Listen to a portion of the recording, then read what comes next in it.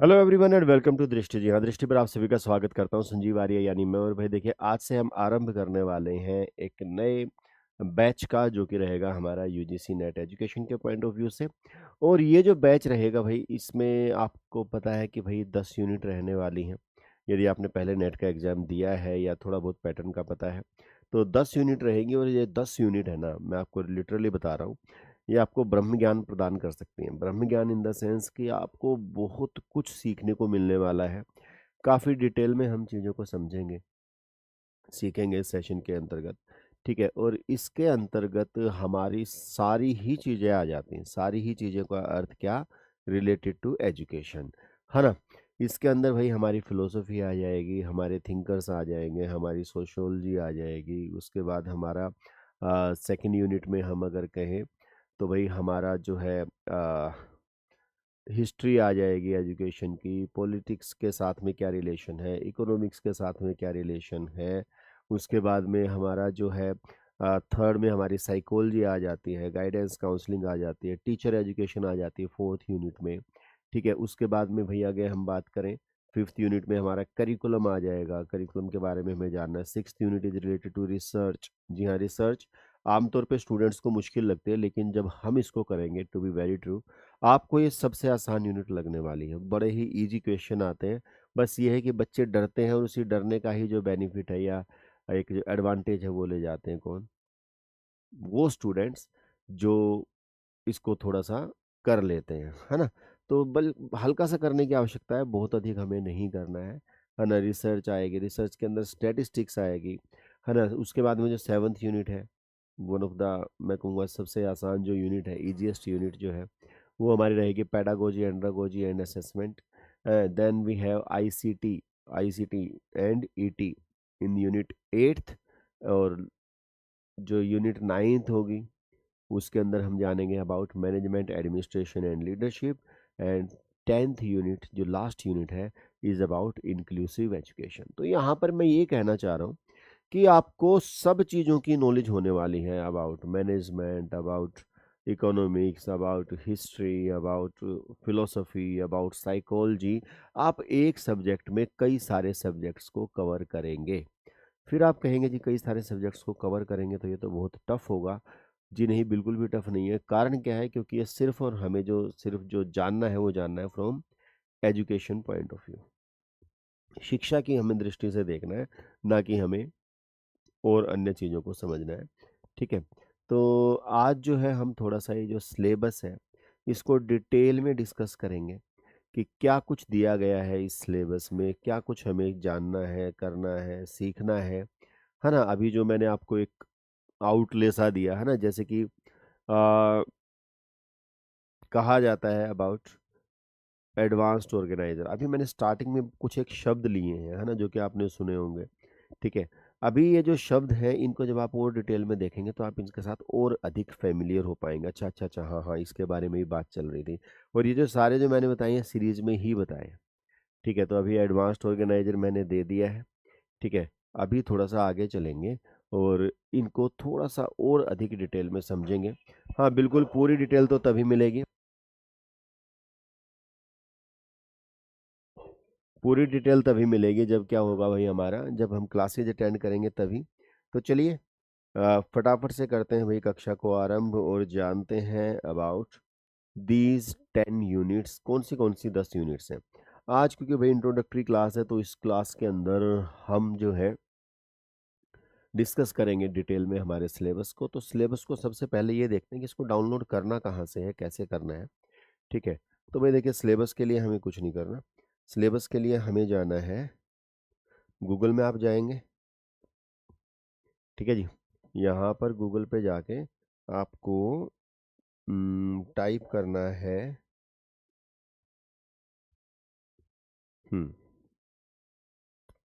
UGC. यही करेंगे भाई, यूजीसी ही करेंगे, और तो क्या ही करेंगे। UGC net. ठीक है, सिलेबस। ठीक है, यूजीसी नेट सिलेबस आप करेंगे। जैसे ही एंटर करते हैं तो आपके सामने आएगी एक, कुछ ऐसे करके, यूजीसी नेट ऑनलाइन, है ना, यूनिवर्सिटी ग्रांट्स कमीशन, ऐसे आप आ जाएंगे। ठीक है, यहाँ पर आपको ये तुरंत ले आएगा इस पेज पे, and this page is about, बड़ा हो जाए भाई, ये जो पेज है किसके बारे में है भाई, ये है भाई सिलेबस के बारे में, है ना, ज़्यादा बड़ा हो गया। ठीक है, अब आप यहाँ पर देख पा रहे हैं, यहाँ पर भाई अलग अलग सब्जेक्ट्स के जो डिफरेंट डिफरेंट सब्जेक्ट्स हैं उनके सभी के जो सिलेबस हैं वो दिए गए हैं, हिंदी में भी हैं, इंग्लिश में भी हैं। ठीक है, अब जब इन सिलेबस को हम देख रहे हैं, ठीक है, सिलेबाई हम कह सकते हैं, तो यहाँ पर जो 9th नंबर पे है वो दिया गया है भाई एजुकेशन, है ना। नंबर 9 पे जो है वो दिया है क्या, एजुकेशन,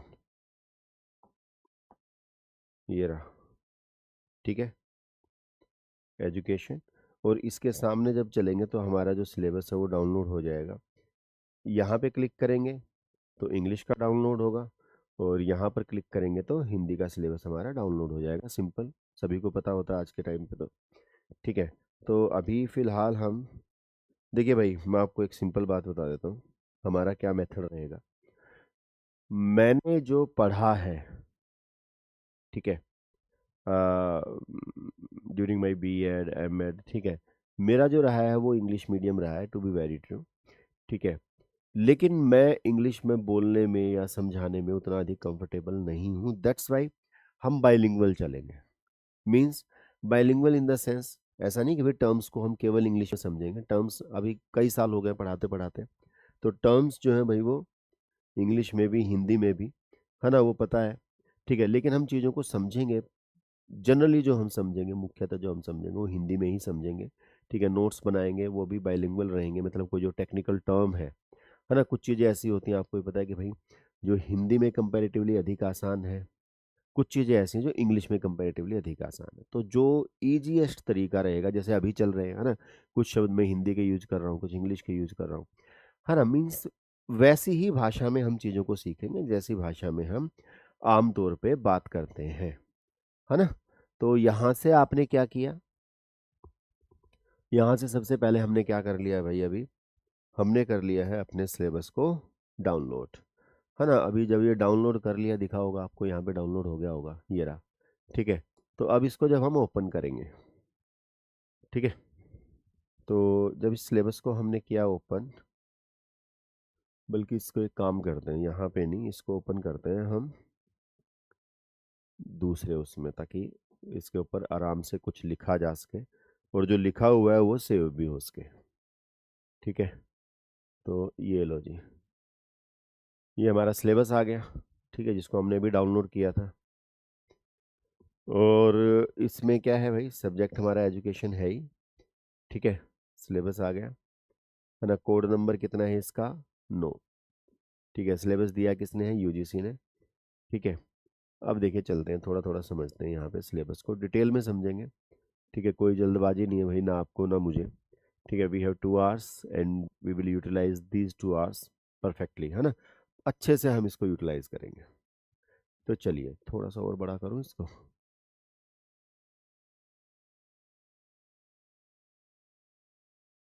जी। अब देखिए समझते हैं, तो सबसे पहला जो हमारा यूनिट है, जैसे कि मैंने कहा टोटल 10 यूनिट है, टोटल 10 ही यूनिट है।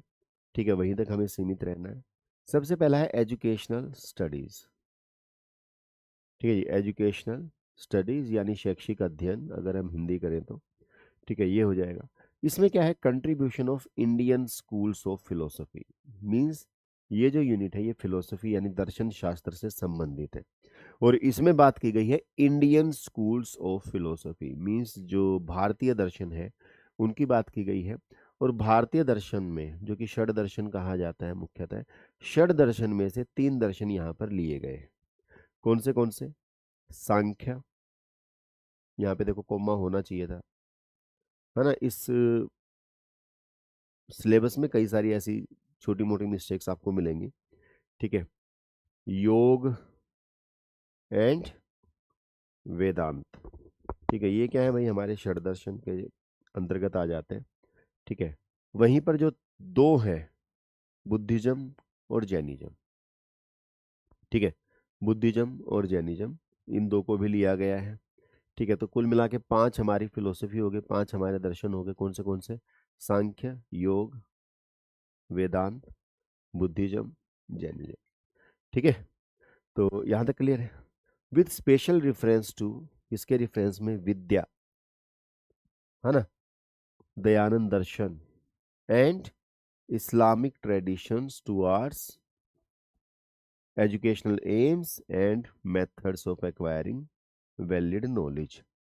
ठीक है, कि भाई हम वैलिड नॉलेज कैसे प्राप्त कर सकते हैं, है ना, एजुकेशनल एम क्या है, शिक्षा का उद्देश्य क्या है।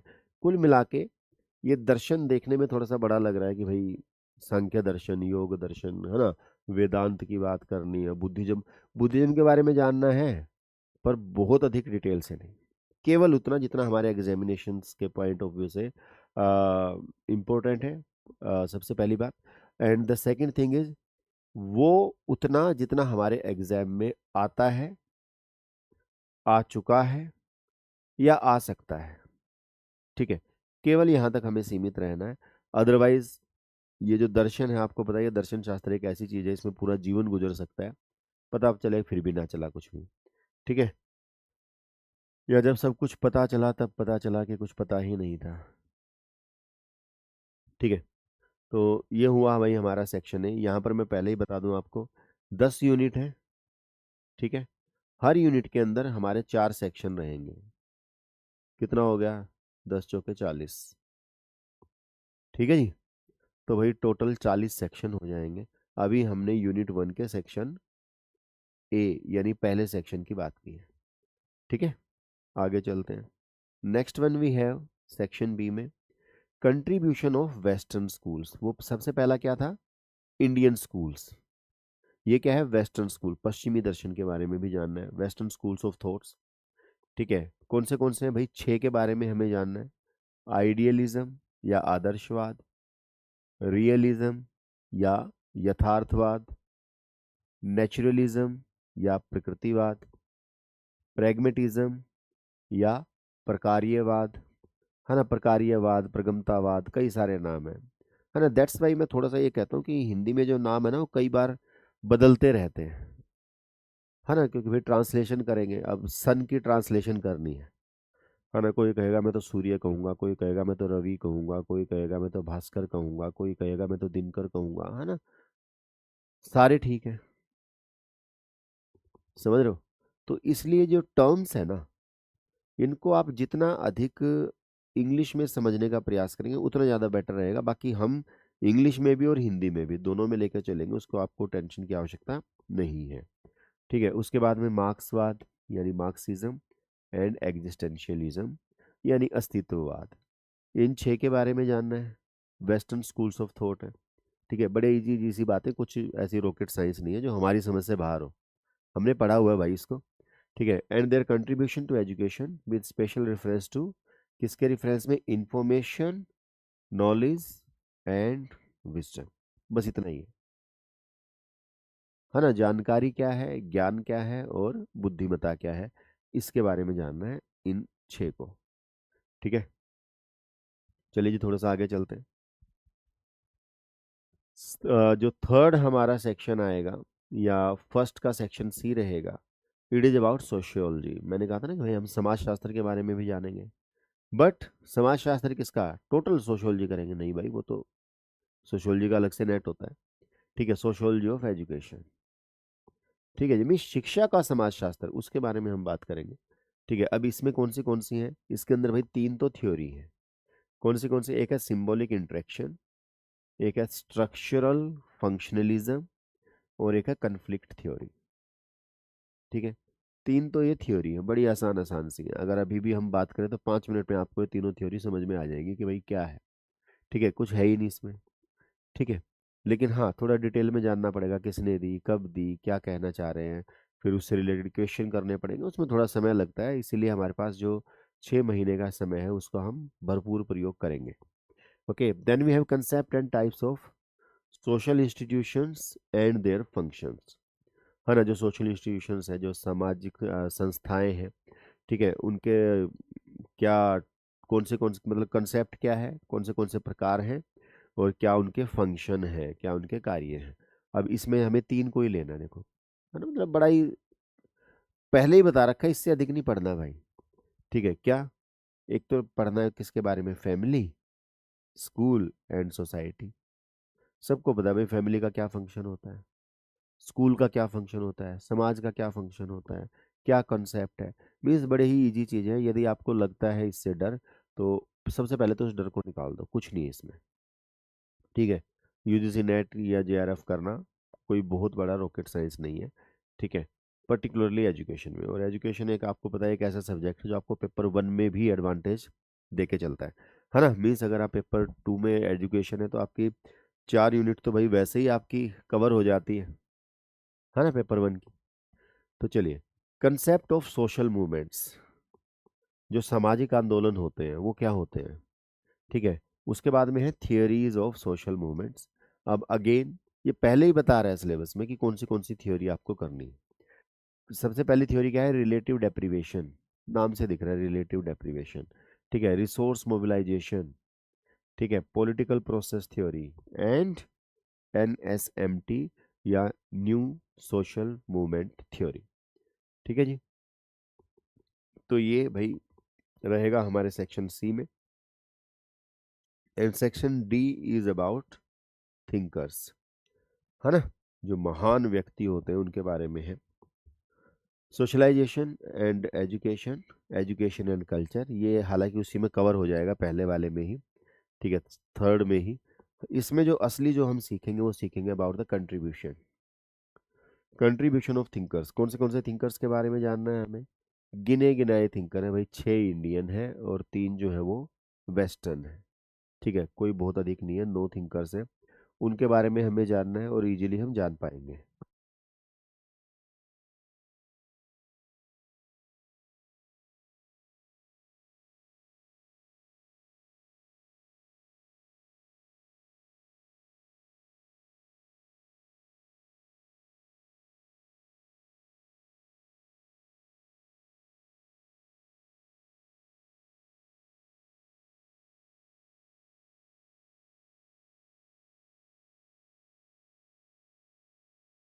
जी, तो भाई जो मैंने कहा कि भाई 6 जो है वो इंडियन है और 3 जो है वो विदेशी हैं।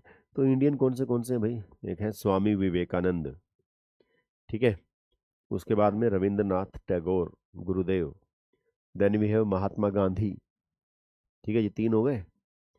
Then we have Shri Aurobindo, ठीक है? 4। एंड जे कृष्णमूर्ति या जिद्दू कृष्णमूर्ति, ठीक है? ये हो गए 5। और छठी है यहाँ पर हमारी सावित्री बाई फुले, ठीक है जी? अब ये 6 तो हो गए कौन? इंडियन, जिनके बारे में हमें पढ़ना है। और 3 है क्या हमारे?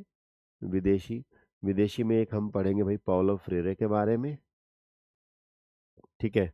और 2 ये मैडम जी हैं भाई, एक है वोलस्टोन क्राफ्ट और एक है नेल नोडिंग्स, ठीक है? वोलस्टोन क्राफ्ट एंड नेल नोडिंग्स।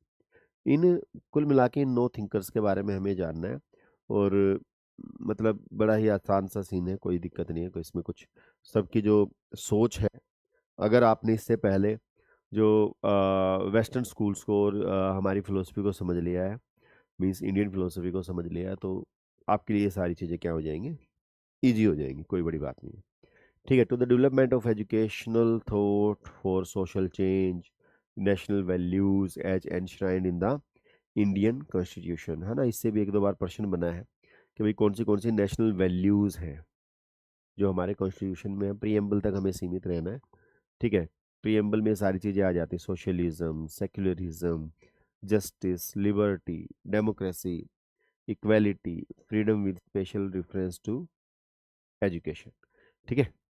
तो ये सारी चीज़ें हमें जान लेनी है, समझ लेनी है, ठीक है? तो ये थी भाई हमारी यूनिट फर्स्ट। यहाँ तक अगर आपको कोई भी संशय है, डाउट है, कोई बात समझनी है, तो प्लीज़ एक बार बताएंगे भाई कमेंट करके, मैं आपके कमेंट देख लेता हूँ, ठीक है जी? थोड़ा सा एक्टिव रहेंगे भाई। यदि आप एक्टिव एक्टिव रहते हैं तभी हम भी एक्टिव रह पाते हैं। तो चैट बॉक्स में अवश्य ही बताएंगे कि भाई जो भी आपके सजेशंस हैं, जो आपकी कोई भी बात है। एक सेकंड रुकेंगे, कहाँ पर है भाई आपकी चैट? एजुकेशन। जी।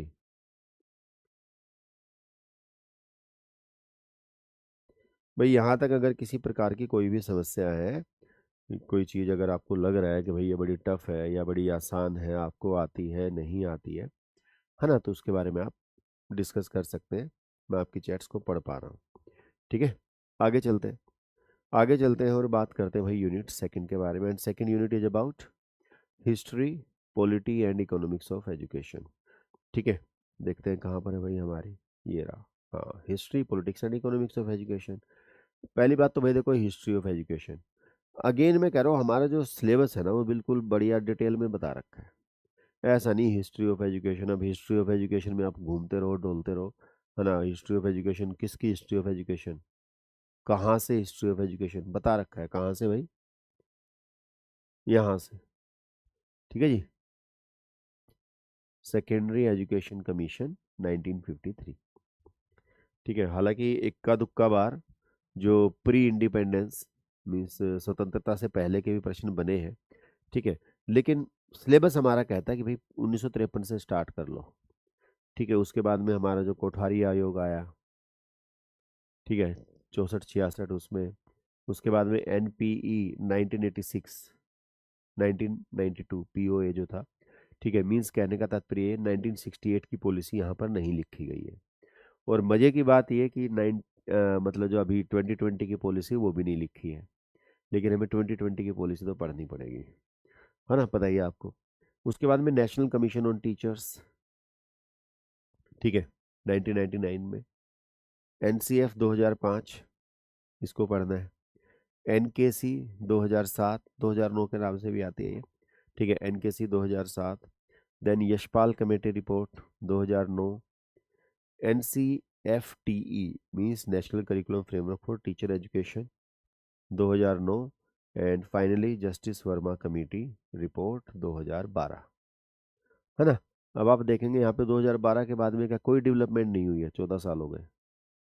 डेवलपमेंट तो हुई है पर इन्होंने अपने सिलेबस को अपडेट नहीं किया। आज भी डाउनलोड आपके सामने किया तो यही बता रहे हैं, है ना, वो करके भूल गए हैं। ठीक है, तो कुल मिला के हमारा सिलेबस के अकॉर्डिंग सेक्शन ए में हिस्ट्री में हमें ये सारे कमीशंस, रिपोर्ट्स, कमिटीज, इनके बारे में जानना है। ठीक है, about the history of education. ठीक है, देन वी हैव, अच्छा सेकंड में हमारा पॉलिसीज है ना। और ये जो पॉलिसीज वाला जो सेक्शन है ना, इसी में हम NEP 2020 को पढ़ लेंगे। NEP 2020, ठीक है जी, इसके अंदर ही हम इसको पढ़ेंगे। तो देखिए, relationship between policies and education, कि भाई जो नीतियां हैं और शिक्षा है उनके बीच में क्या संबंध है।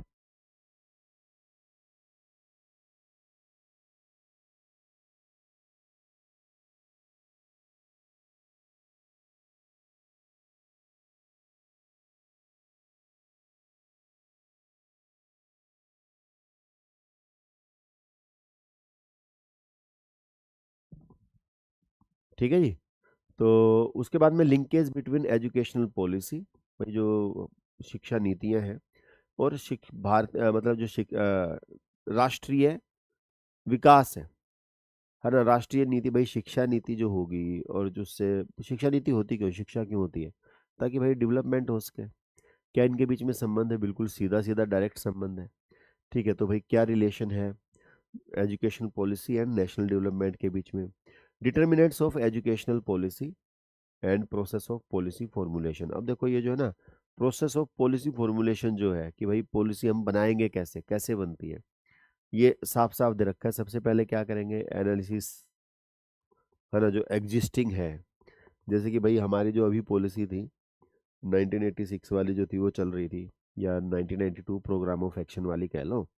ठीक है, पहले तो उसका एनालिसिस किया गया होगा, है ना। फिर जनरेशन ऑफ पॉलिसी ऑप्शंस, क्या क्या इन्होंने स्टेप्स दे रखे हैं। सिलेबस को इतना बड़ा जो कर रखा है, स्टेप्स दे रखे हैं, है ना। पॉलिसी ऑप्शंस देखेंगे भाई, ये कर सकते हैं, ये कर सकते हैं, ये कर सकते हैं, ये कर सकते हैं। ठीक है, उसके बाद में इवेल्युएशन करेंगे किसका, ऑप्शंस का। सभी ऑप्शंस को देखेंगे कि हाँ भाई कौन सा बेटर रहेगा नहीं रहेगा, इवेल्युएट करेंगे, है ना। मेकिंग द पॉलिसी डिसीजन, समझ रहे हो। स्टेप्स दे रखे हैं, ये कोई ऐसी बड़ी बात नहीं है। और यही स्टेप्स हम लिख के इनको समझेंगे। ठीक है, प्लानिंग ऑफ पॉलिसी इम्प्लीमेंटेशन, कैसे प्लानिंग करेंगे, है ना, पॉलिसी इम्पैक्ट असेसमेंट, बताओ। ये सारे स्टेप्स है सब्सिक्वेंट पॉलिसी साइकिल। अगर ध्यान से देखें तो यहाँ पर ये खत्म हो जाना चाहिए था, है ना, लेकिन इनको लगा होगा यार 3 ही लाइनें क्या देनी है, चलो इसको थोड़ा एक्सप्लेन भी कर देते हैं, है ना, स्टेप्स हम ही बता देते हैं, बच्चों को क्या पता ना पता चले। ठीक है, तो कुल मिला के डरने घबराने की आवश्यकता नहीं है। सिलेबस में ही सारी चीज़ें दे दी हैं। देखो ये भी बिल्कुल छोटा सा 4 लाइनों का है। कंसेप्ट ऑफ इकोनॉमिक्स, किसका? इकोनॉमिक्स नहीं सीखनी है आपको, इकोनॉमिक्स ऑफ एजुकेशन, शिक्षा का जो अर्थशास्त्र है उसके बारे में आपको जानना है। मीन्स वो अर्थशास्त्र जिसका प्रयोग किस में होता है? शिक्षा में। ठीक है,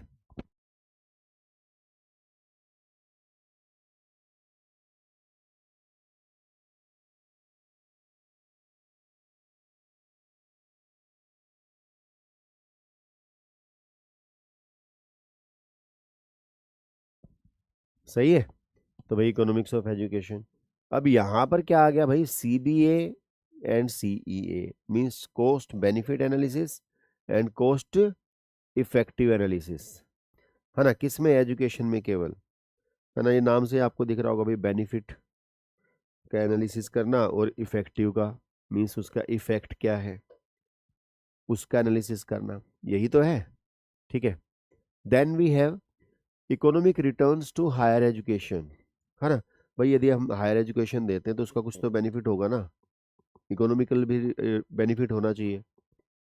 ठीक है, तो उसके बारे में है भाई, economic returns of higher education, कैसे रिटर्न्स आते हैं। अब ये जो रिटर्न्स है इसके लिए इन्होंने थ्योरी दी है। कौन सी थ्योरी दी है? एक सिग्नलिंग थ्योरी दी है, ठीक है, और एक दी है क्या? ह्यूमन कैपिटल थ्योरी, है ना, signalling theory and human capital theory. उसके बाद कंसेप्ट ऑफ एजुकेशनल फाइनेंस, जो इकोनॉमिक्स से रिलेटेड होगा भाई, फाइनेंस, है ना, जो भाई शैक्षिक जो वित्त है ना, उसका क्या कंसेप्ट है? Educational finance eight micro and macro level, छोटे लेवल पे बड़े लेवल पे, है ना। कंसेप्ट ऑफ बजटिंग, बजट कैसे बनाते हैं, है ना, या बजट का कंसेप्ट है क्या, बजट है ही क्या? सबको पता है, घर का भी बजट बनाते होंगे, है ना। मीन्स बड़ी आसान सी चीजें हैं, कुछ नहीं है इसमें। Then section D is about relationship between politics and education. अब यहाँ पे आ गया अपना पॉलिटिक्स, राजनीति। भाई देखो, जब जब सरकार बदलती है तब तब नीतियाँ बदलती हैं, है ना, करिकुलम बदलता है, स्टाइल बदलता है वर्किंग। ठीक है, तो असर तो पड़ेगा ही, है ना। Perspective of politics of education, कौन से हैं भाई? Liberal, conservative and critical. ठीक है, इनके बारे में बात करेंगे, कौन से पर्सपेक्टिव है। अप्रोचेज टू अंडरस्टैंडिंग पॉलिटिक्स, कौन सी अप्रोचेज है? ठीक है, एक आ जाएगी अपनी बिहेवियरलिज्म, ठीक है, theory of system analysis and theory of rational choice. ठीक है, तो भाई आप कैसे समझते हैं किसको? पॉलिटिक्स को, बिहेवियरलिज्म के अकॉर्डिंग, सिस्टम एनालिसिस के अकॉर्डिंग, या रैशनल चॉइस के अकॉर्डिंग। ठीक है, education for political development and political socialisation. ठीक है, मतलब इसमें एजुकेशन कैसे सहयोग करती है पॉलिटिकल डेवलपमेंट के लिए एंड पॉलिटिकल सोशलाइजेशन के लिए, मींस राजनीतिक विकास, राजनीतिक समाजीकरण के लिए। तो ये सारे जो है सेक्शन भाई, मींस 8 सेक्शन हो गए हैं हमारे आउट ऑफ 40, किसमें से? एंड 2 यूनिट्स के बारे में हमने डिस्कस कर लिया है। अभी बचती है हमारी 8 यूनिट्स और। लेकिन ऐसा नहीं कि भाई ये कुछ अलग चीजें होंगी, अलग होंगी, लेकिन जैसे ये आपने देखा ना, बहुत अधिक डीप में नहीं जाना है, हमें सुपरफिशियली चीज़ों को समझना है, ऊपर ऊपर से, एंड दैट्स इनफ। ठीक है, हमारे लिए वो बहुत है। आगे देखते हैं। और भाई देखो, ये जो यूनिट है ये मेरी फेवरेट है, जो यूनिट 3rd है, नाम क्या है इसका? Learner and learning process. अब ये मेरी फेवरेट क्यों है? क्योंकि ये यूनिट है रिलेटेड साइकोलॉजी से, साइकोलॉजी यानी मनोविज्ञान से। ठीक है जी, ये यूनिट हमें हम पढ़ेंगे मनोविज्ञान के बारे में।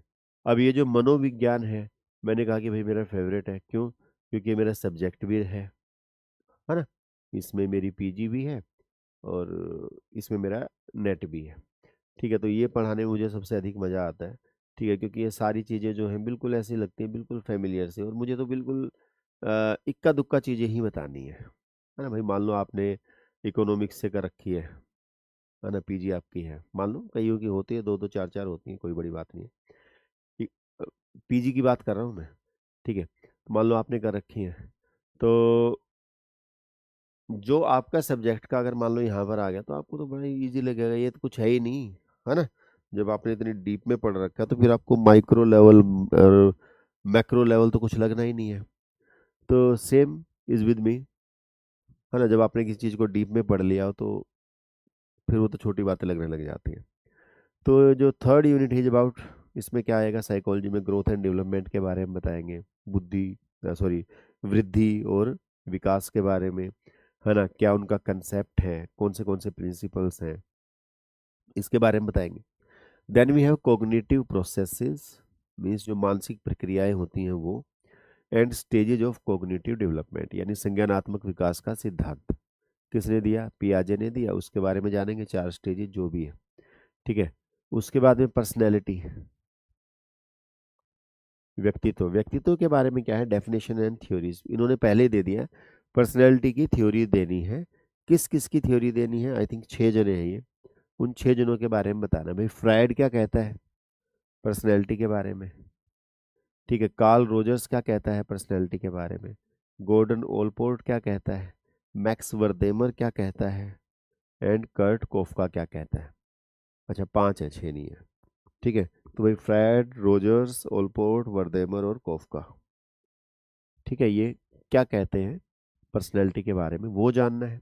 Then we have mental health and mental hygiene, ठीक है? मानसिक स्वास्थ्य और मानसिक स्वच्छता। वही सिंपल सिंपल बात है। स्वच्छ रहोगे तो स्वस्थ रहोगे, है ना? साफ सुथरे रहेंगे तभी तो होंगे। तो ये हमारा टॉपिक है। Then section B, section B is related to, again related to psychology, approaches to intelligence, है ना? भाई बुद्धि से आ गया अभी related, from unitary to multiple. अब देखो मजे की बात यहाँ पर ये है, इसको जो हमारा जो सिलेबस जिसने लिखा है ना, जिन्होंने भी लिखा है, ठीक है? तो उनको ये जो मल्टीपल थ्योरी है ना, गार्डनर की जो थ्योरी, थ्योरी ऑफ मल्टीपल, ये बड़ी अच्छी लग रही है, क्योंकि इतनी सी 4 लाइनों में उन्होंने 3 बार जो है इस थ्योरी का जिक्र कर दिया है। एक तो यहाँ पर कर दिया कि भाई यूनिटरी थ्योरी से लेके, जो बिने की थ्योरी है उससे लेके, और हमें मल्टीपल तक समझना है। चलो जी, मान लिया, आ गया नाम मल्टीपल, यहाँ पे हमें समझ में आ गया कि गार्डनर को पढ़ना है। आगे फिर से कह रहा है कंसेप्ट ऑफ सोशल इंटेलिजेंस, चलो जी मान लिया सोशल इंटेलिजेंस के बारे में। देन मल्टीपल इंटेलिजेंस, दूसरी बार फिर लिख दिया ना? हाँ, चलो जी। इमोशनल इंटेलिजेंस, ठीक है? चलो जी मान लिया, यहाँ तक भी ठीक है। Then we have theories of intelligence by, किस किस के द्वारा? स्टर्नबर्ग। और तीसरी बार यहाँ पर फिर दे दिया गार्डनर। अरे भाई ये गार्डनर की थ्योरी है, ठीक है? देन असेसमेंट ऑफ इंटेलिजेंस, कैसे असेस करेंगे, ठीक है? कंसेप्ट ऑफ, अब ये 3-4 कॉन्सेप्ट दे रखे हैं, 4 कॉन्सेप्ट दे रखे हैं, कौन से? प्रॉब्लम सॉल्विंग क्या है, क्रिटिकल थिंकिंग क्या है, मेटाकोग्निशन क्या है, और क्रिएटिविटी क्या है। हिंदी में कहें तो भाई समस्या समाधान क्या है ना? समालोचनात्मक चिंतन क्या है, मेटाकोग्निशन मीन्स अधिसंज्ञान क्या है, और क्रिएटिविटी यानी सृजनात्मकता क्या है। पढ़ेंगे इनको डिटेल में, कोई बड़ी चीज़ें नहीं है, बड़ी आसान आसान सी बातें हैं, ठीक है? तो सेक्शन बी। अब मैंने कहा हर यूनिट का 4 सेक्शन। अब यहाँ पर आ गया भाई section C, principles and theories of learning, ठीक है? थियोरीज ऑफ लर्निंग में बिहेवियरिस्टिक,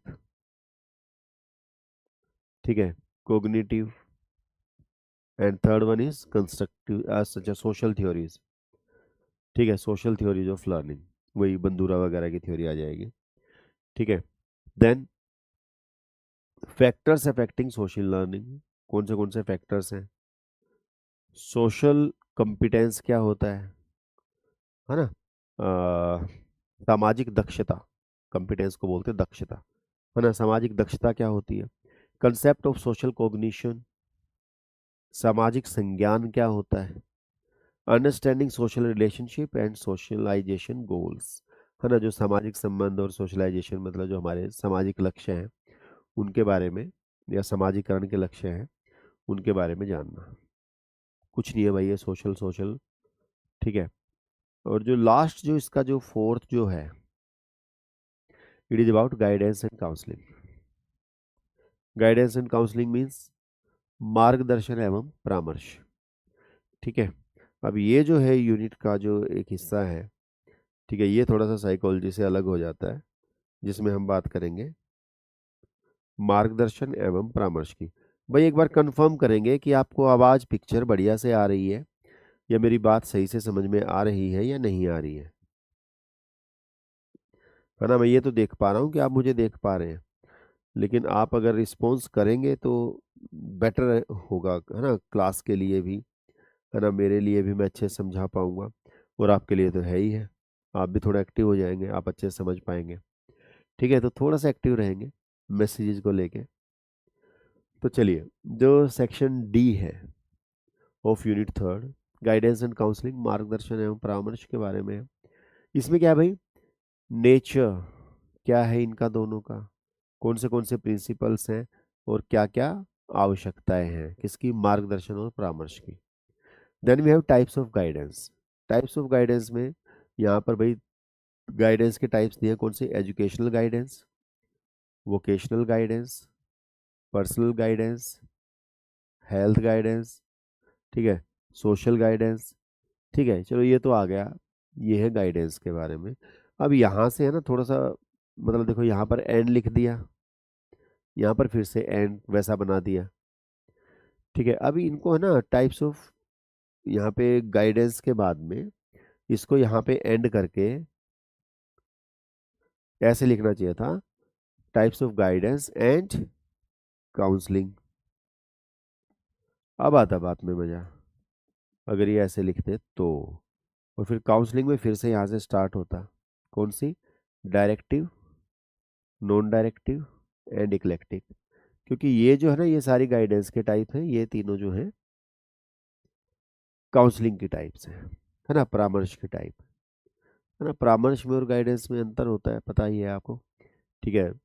जानेंगे उसके बारे में भी, सारे प्रश्न भी साथ के साथ करते चलेंगे। Then we have approaches to counselling.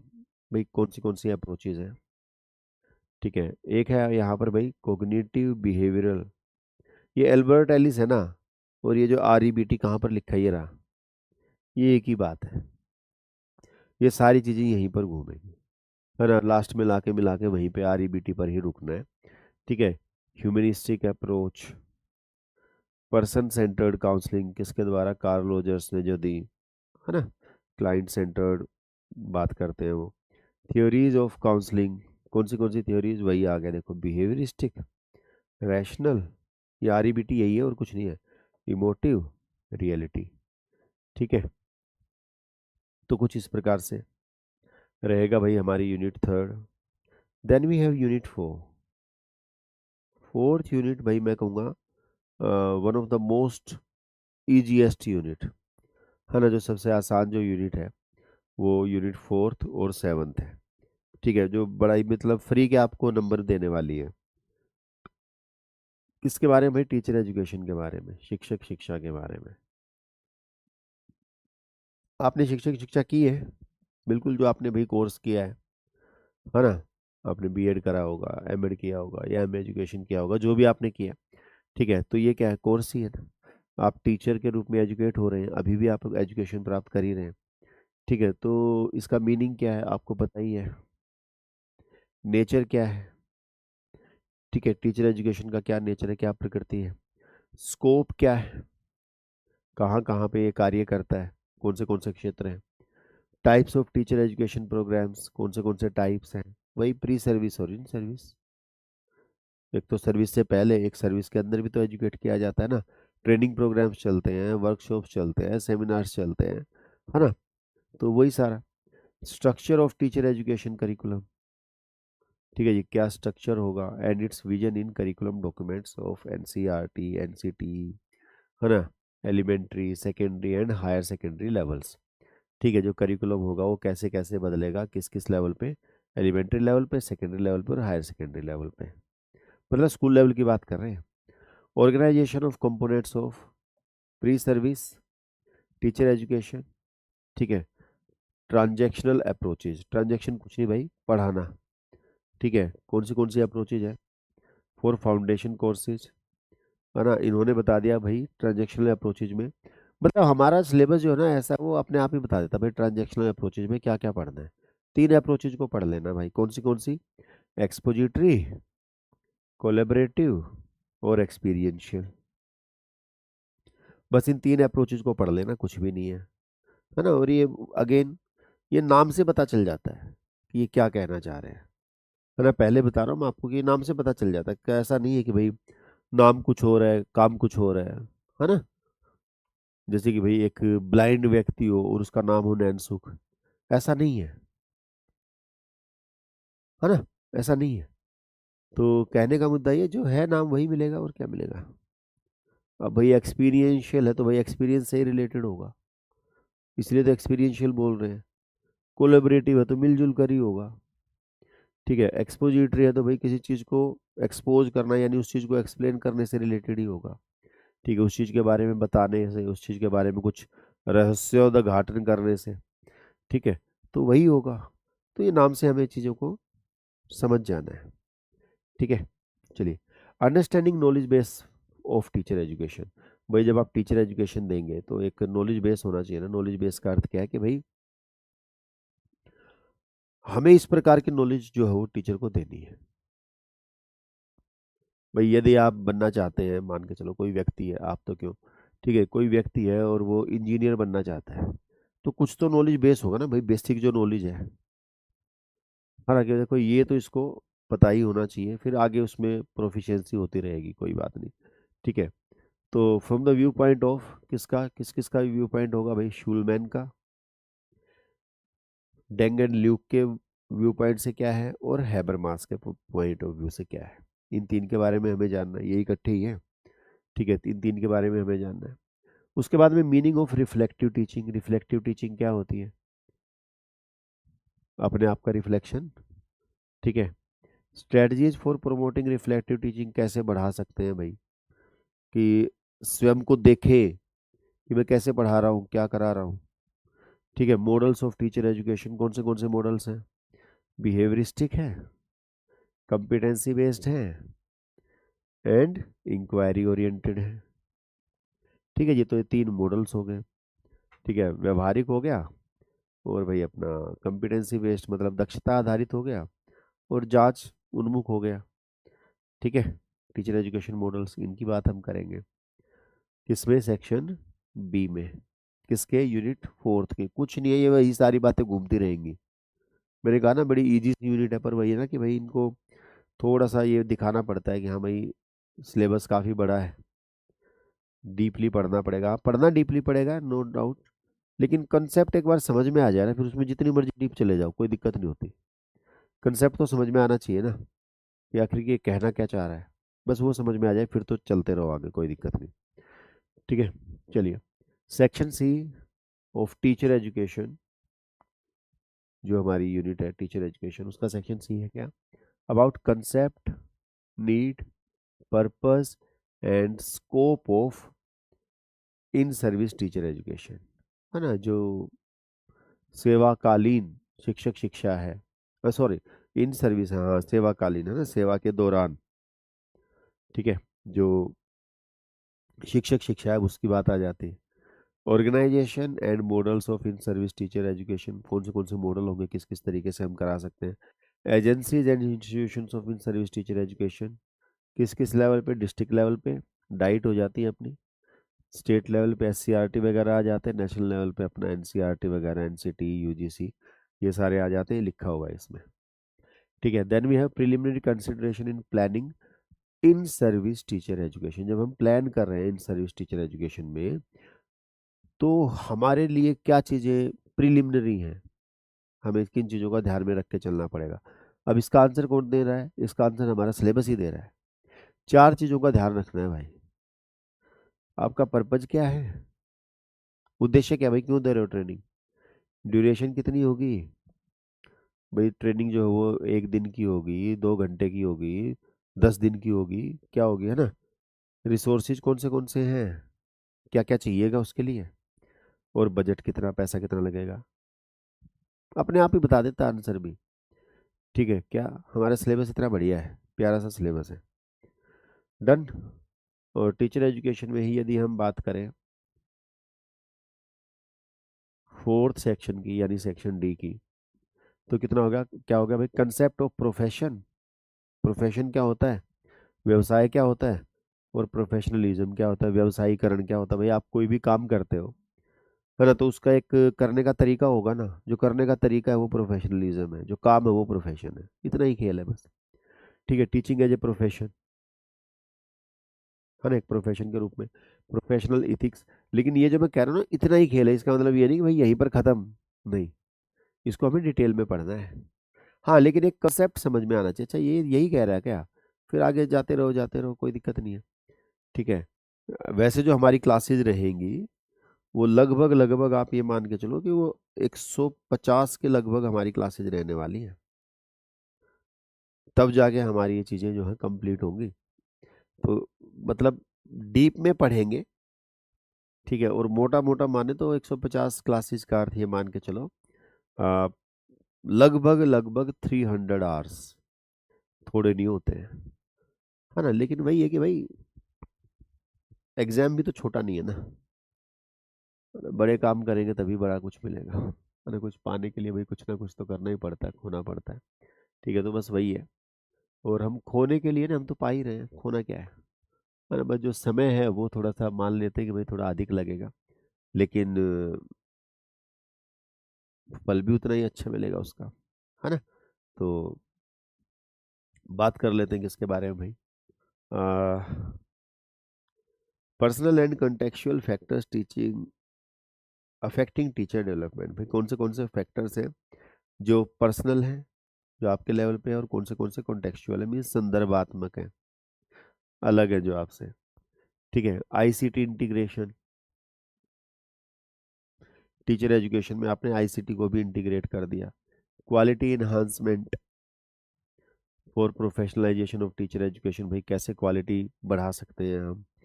Innovation in teacher education, है ना, जो भी भाई टीचर एजुकेशन में इनोवेशन को बोलते तो हैं क्या, नवीनता तो नहीं, कुछ और बोलते हैं, अभी याद आ जाएगा। ठीक है, तो अब वही है ना कि वो दिमाग में घूमता ही रहेगा।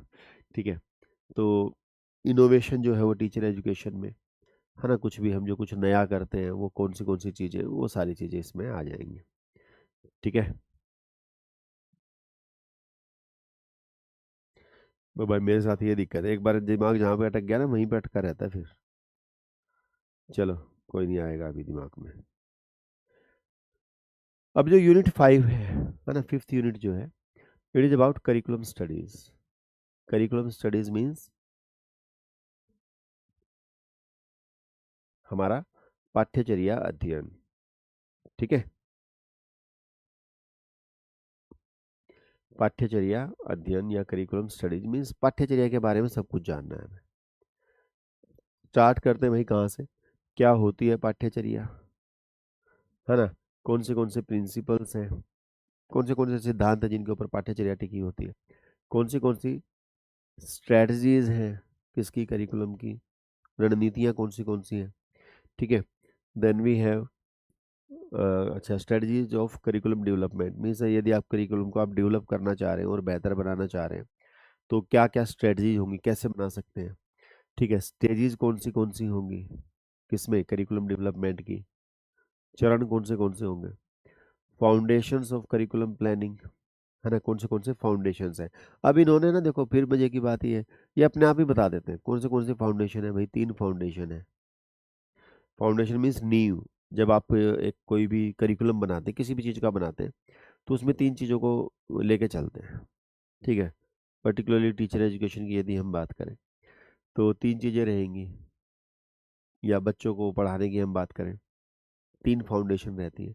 कौन सी फिलोसफी, साइकोलॉजी, सोशियोलॉजी, वही जो हमने स्टार्टिंग में पढ़ लिया था, वही फाउंडेशन है, तभी तो स्टार्टिंग में पढ़ाया गया था।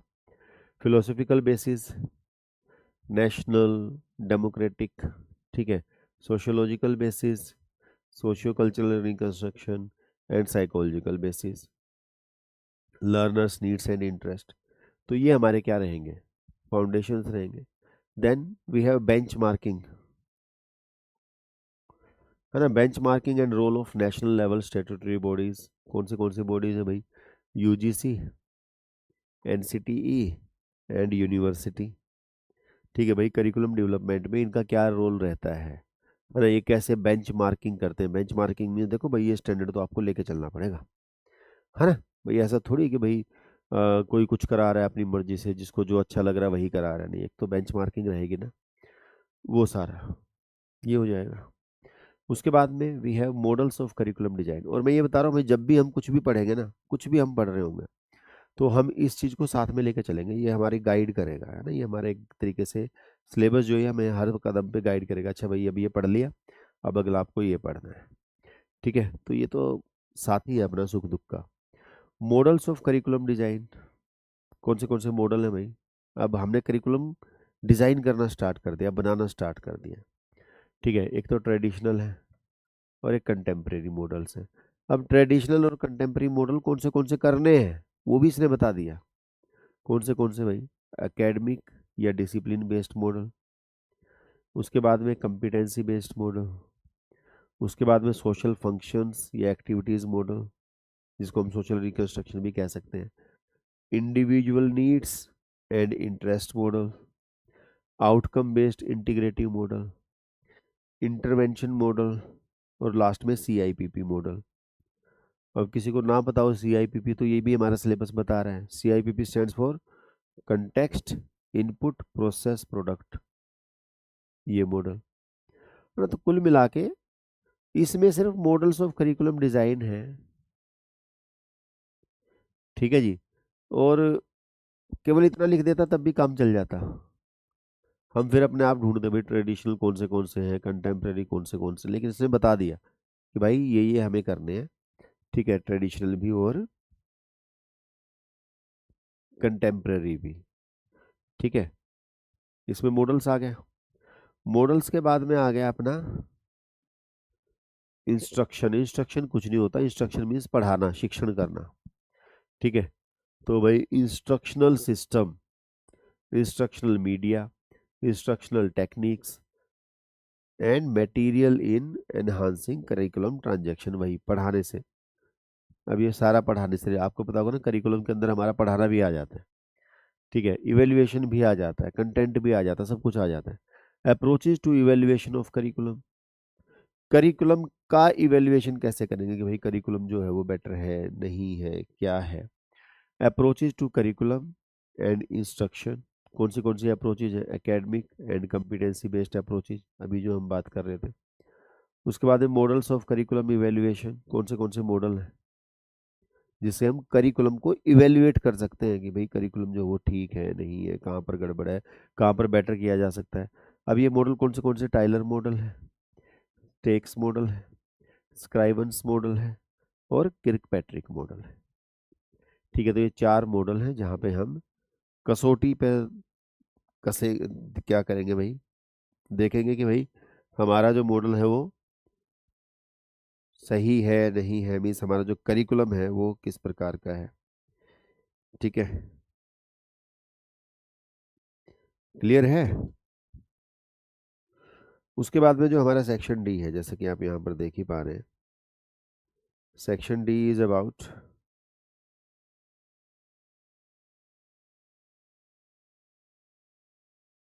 एक सेकेंड रुकेंगे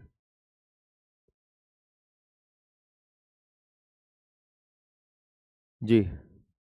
जो हमारा सेक्शन डी है वो है about meaning and types of curriculum change.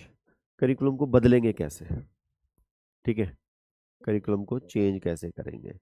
Factors affecting curriculum change, भाई कौन से कारक हैं, ठीक है। अप्रोचेज टू करिकुलम चेंज, कौन सी अप्रोचेज है, उपागम है जिसके द्वारा हम चेंज कर सकते हैं। Role of students, teachers and administrators, किसमें? करिकुलम चेंज में। ये पूरा करिकुलम चेंज को डेडिकेटेड है। एंड इम्प्रूवमेंट जो भी है। स्कोप ऑफ करिकुलम रिसर्च, क्या स्कोप है, कहाँ कहाँ पे भाई हम रिसर्च कर सकते हैं, ठीक है। And types of research in curriculum studies, कौन सी रिसर्च हो सकती है, मतलब कौन से प्रकार है। तो ये सारा है यहाँ से रिलेटेड। अब यहाँ पे ये जो शब्द आ गया ना, types of research in curriculum studies, यहाँ से ही स्टार्ट हो जाती है हमारी यूनिट 6, छठी यूनिट, जिसका नाम है रिसर्च इन एजुकेशन। ठीक है, मीन्स शोध या अनुसंधान, किसमें? एजुकेशन में। अब भाई देखो, आमतौर पे जो मैंने देखा है, मैंने ये देखा है, ये जो 6th यूनिट है ना, इसमें बच्चा थोड़ा घबराता है। बच्चा मतलब स्टूडेंट है ना, उसको लगता है कि ये बड़ी टफ यूनिट है, लेकिन सही बता रहा हूँ, ये इसमें कोई टफ वफ कुछ नहीं है, बड़ी आसान सी यूनिट है ये।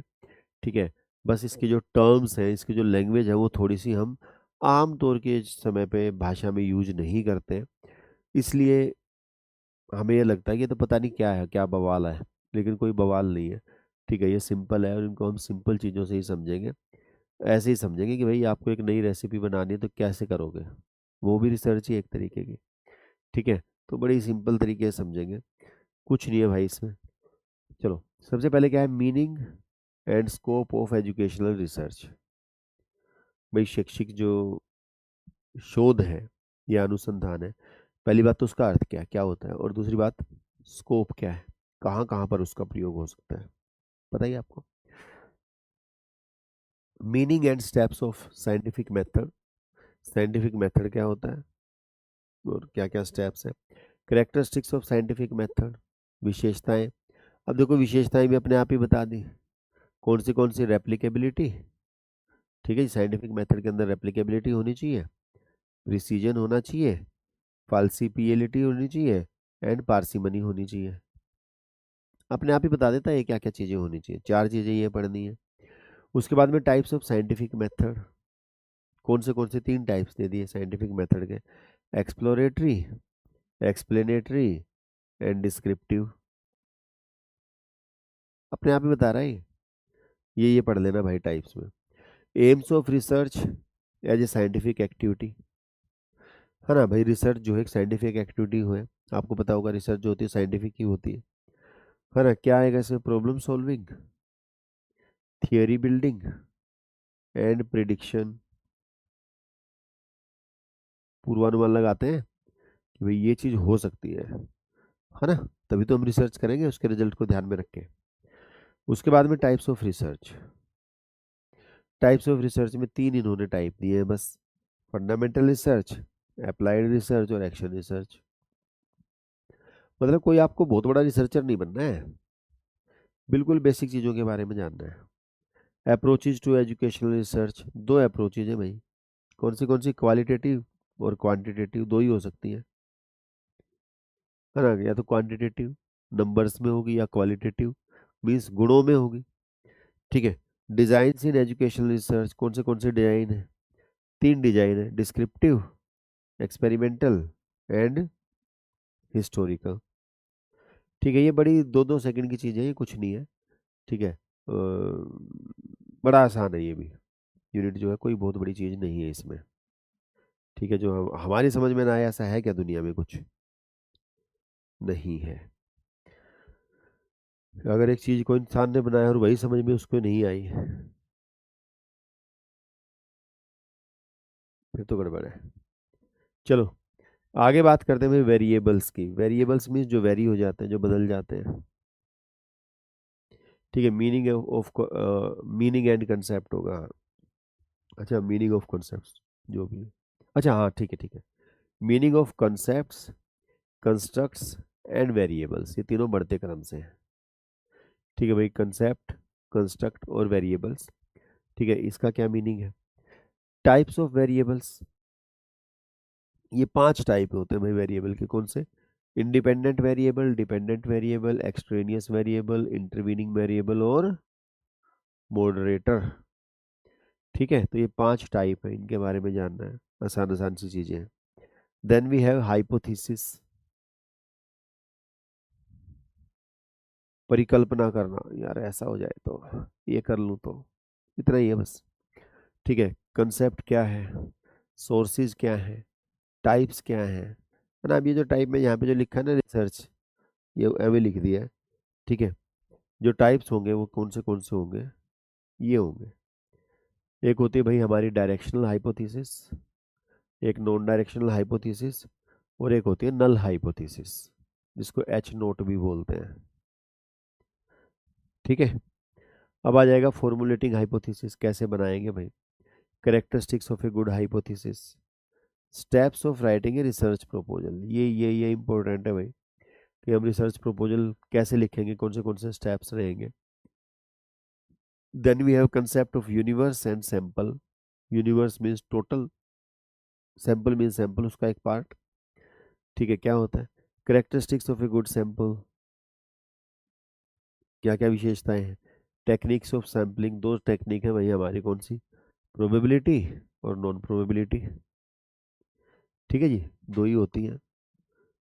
उसके बाद में टूल्स ऑफ रिसर्च, कौन से टूल्स हैं, मतलब अच्छा उसकी टूल्स के बारे में भाई, वैलिडिटी क्या होती है, रिलायबिलिटी क्या होती है, स्टैंडर्डाइजेशन क्या होता है एक टूल का। Then we have types of tools, वो भी दे दिए कौन से टाइप ऑफ टूल्स हमें पढ़ने हैं। Rating scale, attitude scale, questionnaire, aptitude test और अचीवमेंट टेस्ट और इन्वेंटरी। मतलब अपने आप ही बता देता भाई क्या क्या पढ़ना है आपको। देन टेक्निक्स ऑफ रिसर्च, भाई रिसर्च की कौन सी टेक्निक है, कौन सी तकनीक है, अब वो भी यहाँ पे बता दी कौन सी टेक्निक पढ़नी है आपको। ऑब्जर्वेशन, इंटरव्यू और प्रोजेक्टिव टेक्निक्स। सही है, तो ये तीन प्रकार की भाई टेक्निक्स बताई इन्होंने, इनके बारे में हमें जानना है। देन जो सेक्शन सी है, अब ये जो सेक्शन है ना भाई, ये वो सेक्शन है जिससे सबसे अधिक बच्चे जो है वो थोड़ा सा खतराते हैं, क्योंकि ये रिलेटेड है भाई स्टैटिस्टिक्स से। इसी के अंदर हमारी सांख्यिकी जो है वो आती है ना, सांख्यिकी या स्टैटिस्टिक्स। तो अभी इस चीज को पकड़ लेते हैं। ठीक है, सांख्यिकी,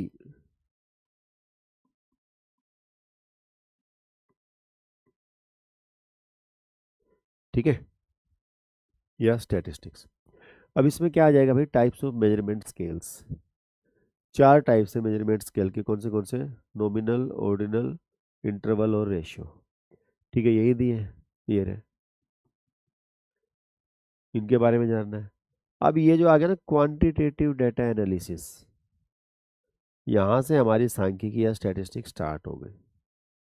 ठीक है, जब हम क्वांटिटी को लेके चलते हैं, मीन्स नंबर्स में चलेंगे। आपको पता है स्टैटिस्टिक्स नंबर्स में चलती है। ठीक है, उसको कैलकुलेट करना, काउंट करना, वो सारी चीज़ें। ठीक है, अब यहाँ पे देखते हैं भाई डिस्क्रिप्टिव डाटा एनालिसिस। इसमें क्या है भाई, measure of central tendency, central tendency भाई मीन मीडियन मोड। ठीक है, वेरिएबिलिटी क्या होती है, फिड्यूसरी लिमिट क्या होती है, जो ग्राफिकल प्रेजेंटेशन ऑफ डाटा क्या है। ठीक है, इन सब के बारे में जानना है। उसके बाद में बहुत इंपॉर्टेंट है टेस्टिंग ऑफ हाइपोथेसिस में एरर्स। दो टाइप के एरर होते हैं, टाइप 1 एंड टाइप 2। इससे तो लगभग हर बार प्रश्न पूछता ही है, आसान चीज़ों से ही प्रश्न पूछते हैं ये। ठीक है, लेवल्स ऑफ सिग्निफिकेंस जो कि टाइप 1 से रिलेटेड है, and power of a statistical test जो कि टाइप 2 से रिलेटेड है, मीन्स अल्फा और बीटा से। ठीक है, and effect size. Then we have parametric techniques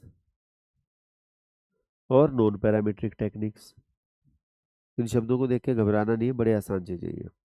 ठीक है, conditions to be satisfied using parametric techniques, है ना भाई, कौन सी कंडीशन होगी जिससे पैरामेट्रिक टेक्निक्स हम यूज कर सकते हैं, अदरवाइज हमें नॉन पैरामेट्रिक लेके चलना पड़ेगा। Inferential data analysis, use and interpretation of statistical techniques, है ना, कैसे कैसे क्या क्या दिया है इसमें भाई, correlation, T test, Z test, ANOVA और काई स्क्वायर टेस्ट। पहले नाम से बता दें भाई, इन टेस्ट के बारे में आपको जानना है। और कुछ नहीं भाई, इन टेस्ट के बारे में यदि आपको फॉर्मूला पता है ना, तो आपके लिए ये जीरो है। और फॉर्मूला भी हम ऐसे नहीं कि भाई फॉर्मूला बता दिया इसको रट लो, नहीं, उसको हम समझेंगे कि क्या है, क्यों है, कैसे है, ठीक है, इजीली समझेंगे। और भाई देखो, मैं आपको थोड़ा सा बता देता हूँ। ठीक है, मैंने जो है, मतलब मैं बहुत कंफर्टेबल हूँ मैथमेटिक्स में। और अगर कहें कि भाई माई फर्स्ट लव, है ना, तो जो मेरा पहला प्यार है वो क्या है, मैथमेटिक्स है। ठीक है, तो बड़ा मज़ा आने वाला है इसमें, कोई बड़ी बात नहीं है। ठीक है, उसके बाद में भाई जैसे कि मैंने कहा कि 10वीं के बाद में सारी ही जो क्वालिफिकेशन रही है वो इंग्लिश में रही है। तो इंग्लिश में कंफर्टेबल हूँ, एटलीस्ट पढ़ने लिखने में तो हुई। ठीक है, और हिंदी बस बढ़िया है मेरी को, मतलब इसमें मैं ये कहूँगा कि भाई आपको एक भी वर्तनी की मिस्टेक नहीं मिलेगी, है ना। हिंदी मेरी अच्छी है, आपने अभी थोड़ा सा देख भी लिया होगा, तो आपको लैंग्वेज का कोई बैरियर नहीं आएगा। मैथमेटिक्स जो है वो अपना बढ़िया चलेगा, है ना, समझ के चलेंगे कि चीज़ें क्या हैं। तो ये सही है। ठीक है, तो क्या है, equal probability and normal probability hypothesis. ठीक है, इक्वल प्रोबेबिलिटी क्या होती है और जो नॉर्मल प्रोबेबिलिटी क्या होती है वो। ठीक है, उसके बाद में क्वालिटेटिव डेटा एनालिसिस, ये तो था क्वांटिटेटिव तक, यहाँ तक आपकी स्टैटिस्टिक्स हो गई। ठीक है, क्वालिटेटिव डेटा एनालिसिस, है ना, डेटा रिडक्शन मतलब कम करना, एंड क्लासीफाई करना मीन्स उसको बांट देना। Then we have analytical induction and constant comparison. ठीक है, ये किस में आएगा, क्वालिटेटिव में ही रहेगा ये, है ना। कंसेप्ट ऑफ ट्रायंगुलेशन, ट्रायंगुलेशन क्या होता है, ट्रायंगुलेशन आपको अभी दोबारा से भी देखने को मिलेगा। ठीक है, ये देखो यहाँ पर आपको दिखाई देगा, ये रहा, दिखा। जब हम दोनों का प्रयोग करेंगे, किसका, क्वालिटेटिव का भी क्वांटिटेटिव का भी। ठीक है, तो भाई क्वालिटेटिव रिसर्च डिजाइन्स में, अब वो क्वालिटेटिव हालांकि उसमें भी दे दिया था, लेकिन यहाँ पर ये डेडिकेटेड है इसके लिए। अब इसमें क्या है, जीटी थ्योरी डिजाइन। ठीक है, टाइप्स कौन से हैं, कैरेक्टरिस्टिक्स कौन से हैं, डिजाइन्स कौन से हैं, स्टेप्स कौन से हैं। ठीक है, स्ट्रेंथ्स कौन सी है और वीकनेसेस कौन सी, किसकी, जीटी की, मीन्स ग्राउंडेड थ्योरी की। ठीक है, अब यहाँ पे आप देखेंगे ना, तो टोटल आई थिंक 5 जो है वो थ्योरीज हैं। एक तो हो गया अपनी ग्राउंडेड थ्योरी, जीटी। दूसरी हो गया अपना नैरेटिव रिसर्च डिजाइन। ठीक है जी, नैरेटिव मीन्स कहानी से संबंधित, कथा से संबंधित। इसमें क्या आ गया, मीनिंग क्या है, की कैरेक्टरिस्टिक क्या है, स्टेप्स क्या है ना। उसके बाद में एक आ गया आपका केस स्टडी डिजाइन, है ना, अगेन वही सारी चीजें। केस स्टडी डिजाइन यानी सीएस डिजाइन के बाद में क्या है अपना, एथनोग्राफी आ गया। ठीक है, नृवंश के बारे में भाई, मीनिंग क्या है, कैरेक्टरिस्टिक क्या है, जम्पशंस क्या है, स्टेप्स क्या है ना, ये आ गया। और एक आ गया भाई मिक्स्ड मेथड डिजाइन्स। अब मिक्स्ड मेथड में ये 3 आ जाते हैं अपना, ट्रायंगुलेशन आ जाता है, एक्सप्लेनेटरी आ जाता है और एक्सप्लोरेटरी आ जाता है। ठीक है, तो इन सब के बारे में जानना है, 5 ही हुए हैं ना ये, हाँ, grounded theory, narrative research, case study, ethnography और मिक्स्ड मेथड डिजाइन। तो ये रहेंगे अपने किसमें, सेक्शन डी में। बड़े आसान है, कुछ नहीं है इसमें। 7वीं unit, again one of the most easiest unit. ठीक है, कुछ नहीं है इसमें भाई। Pedagogy, andragogy, assessment. पेडागोजी छोटे बच्चों को पढ़ाना, एंड्रागोजी बड़ों को पढ़ाना, असेसमेंट आपको पता ही है, आकलन, मूल्यांकन, है ना, बड़े सिंपल सी यूनिट है। पेडागोजी, एनालिसिस, कंसेप्ट क्या है, स्टेजेस क्या है, क्रिटिकल पेडागोजी क्या है भाई, उसका मीनिंग क्या है, नीड क्या है ना। उसके बाद में ऑर्गेनाइजिंग टीचिंग, कौन से लेवल पे भाई, 3 लेवल होते हैं, memory level, understanding level and the third one is reflective level, यही 3 लेवल होते हैं ना। ठीक है, उसके बाद में concept of andragogy in education, अब यहाँ पर ही दे दिया अपना एंड्रागोजी। पेडागोजी, एंड्रागोजी, ये मान लो कि एक सेक्शन में खत्म, बाकी 3 सेक्शन में क्या चलेगा, इवेल्युएशन। ठीक है, अब देखो एंड्रागोजी का मीनिंग क्या है, प्रिंसिपल क्या है, कंपिटेंसी क्या है ना। थ्योरी ऑफ एंड्रागोजी किसने दी, मेल्कम नोल्स। ठीक है, उसके बारे में the dynamic model of learner autonomy, है ना। लर्नर ऑटोनॉमी मतलब जहाँ पे भाई लर्नर को ऑटोनॉमी होती है, भाई आप अपनी तरफ से आप स्वायत्त हो, स्वतंत्र हो, है ना। सेल्फ डिपेंडेंट हो या अपना कार्य आप अपने आप से कर सकते हो। कुल मिला के वही सारी बातें। ठीक है, अब यहाँ से हो जाता है अपना असेसमेंट स्टार्ट। आकलन कह लो, मूल्यांकन कह लो, इवेल्युएशन कह लो। ठीक है, असेसमेंट स्टार्ट हो जाता है। मीनिंग क्या है, नेचर क्या है, पर्सपेक्टिव क्या है। अब यहाँ पर क्या दिया, assessment for learning, assessment of learning, और फिर से दे दिया असेसमेंट ऑफ लर्निंग। दिखाई दिया आपको, 2 बार असेसमेंट ऑफ लर्निंग दे दिया, जबकि यहाँ पर क्या होना चाहिए था, असेसमेंट एज लर्निंग। हम इसको एज को एज ही समझ के चलेंगे, और एज को एज ही लेंगे। सही है। तो ऐसे ऐसे सिली मिस्टेक्स कर रखी है हमारे सिलेबस में। तो then we have types of assessment. कौन से टाइप्स हैं, प्लेसमेंट, फॉर्मेटिव, डायग्नोस्टिक, समेटिव। ठीक है, ये 4 अलग अलग भाई दिए हैं इन्होंने टाइप्स में। Then relations between objectives and outcomes, हमारा उद्देश्य और हमारा जो परिणाम है उसके बीच में जो रिलेशन है। और यहीं पर आ जाती है अपनी टेक्सोनोमी, ब्लूम्स टेक्सोनोमी, है ना। ब्लूम्स टेक्सोनोमी में क्या आ जाते हैं भाई, 3 डोमेन होते हैं, कोग्निटिव डोमेन, अफेक्टिव डोमेन और साइकोमोटर डोमेन। सही है, कोई समस्या। तो ये हो गया भाई assessment. Then we have assessment in pedagogy of education. ठीक है, वी हैव फीडबैक डिवाइसेस। ठीक है, फीडबैक डिवाइसेस मीन्स प्रतिपुष्टि, है ना। मीनिंग क्या है, टाइप्स क्या है, क्राइटेरिया क्या है, guidance as a feedback device. ठीक है, assessment of portfolio, reflective journal, field engagement using rubrics, है ना। रूब्रिक्स का प्रयोग करके हम जो इन सब चीज़ों को जानेंगे। रूब्रिक्स क्या होता है, जो हमारा स्कोरिंग गाइड होता है कि भाई कहाँ किसके कितने नंबर देने हैं, कैसे देने हैं वो। Then we have competency based evaluation, दक्षता आधारित। भाई दक्षता होगी तो मतलब दक्षता की जांच करनी कि भाई आप कितने दक्ष हैं किसी कार्य को करने में, कितने सक्षम है। Assessment of teacher prepared ICT resources, है ना, जो टीचर ने बनाया है अपना मतलब आईसीटी से संबंधित, इंफॉर्मेशन कम्युनिकेशन टेक्नोलॉजी से संबंधित कोई रिसोर्स बनाया है उसका। Then we have section D, assessment in andragogy. अब बड़े जो स्टूडेंट होते हैं उनका आप असेसमेंट कैसे करोगे, उसमें आपका क्या है भाई, Flanders interaction analysis. Interaction analysis भाई देखो 2 जन ने दिया है, एक तो दिया है फ्लेंडर्स ने, 10 जिसके पॉइंट रहते हैं, और एक दिया है किसने, गैलोवे ने, है ना। Galloway system of interaction analysis, इन दोनों को ही हमें पढ़ना है। ठीक है, अब ये इसी से संबंधित है, recording of classroom events, construction and interpretation of interaction matrix. ठीक है, ये सारे यही है। उसके बाद में क्राइटेरिया फॉर टीचर इवेल्युएशन, भाई टीचर इवेल्युएशन का क्या क्राइटेरिया है, क्राइटेरिया भी इन्होंने बता दिया। कैसे करेंगे, प्रोडक्ट, प्रोसेस एंड प्रीसेज क्राइटेरिया, इस बिहाफ पे हमें देखना है। फिर rubrics for self and peer evaluation.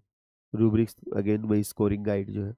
ठीक है, उसका अर्थ क्या है, स्टेप्स क्या है कंस्ट्रक्शन के, वो सारी चीज़ें रहेंगी भाई यूनिट 7 में, है ना। भाई एक बार कंफर्म करेंगे कि आपको यहाँ तक मेरी बात समझ में आ रही है। सिलेबस बहुत वास्ट है, देखने में, समझने में कोई वास्ट नहीं है। देखने में आपको वास्ट लग सकता है और इतनी सारी चीज़ें पढ़नी पड़ेंगी। वही सिंपल सिंपल सी बातें जिनका हमें ऑलरेडी पता है, बस टर्म्स को समझना है। अच्छा अच्छा, इसको ये बोलते हैं, है ना, इतना ही समझना है और कुछ नहीं है। उसके बाद में है भाई हमारी यूनिट 8। यूनिट 8 को अगर हम देखें, मैं थोड़ा पानी पी लूँ अगर आप कहें तो। ठीक है, मैं थोड़ा सा पानी पी लेता हूँ।